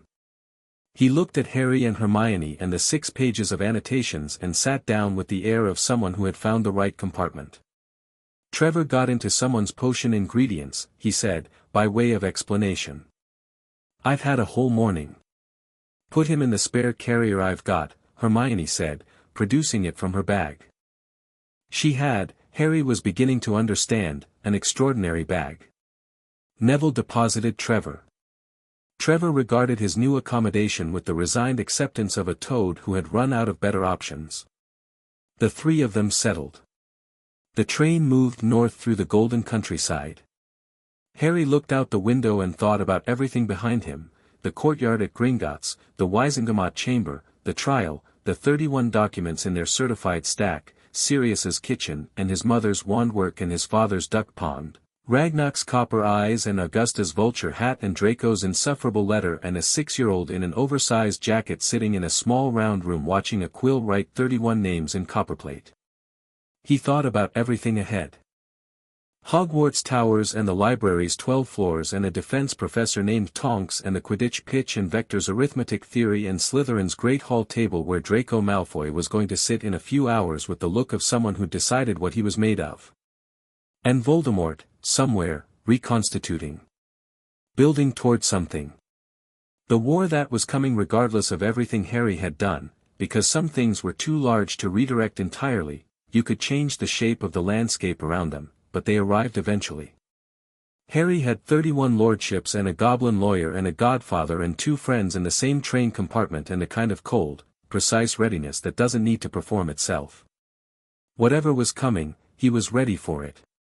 He wasn't afraid. He never had been. He turned from the window when Hermione asked him something about the arithmancy texts they were both supposed to have read over summer, and his answer was direct and specific and led to a discussion that was still running when the train crossed the Scottish border and Hedwig made a small sound from the luggage rack that might have been approval. Outside, the sky went vast and northern above the moving train, the kind of sky you could see all the way to the edges of, and Harry Potter, Lord of the ancient and noble houses of Potter, Gryffindor, Peveril, Slytherin, and 27 others, claimant extraordinary, 6 years old and going to school for the first time, looked up at it and found it was exactly the right size for what he intended.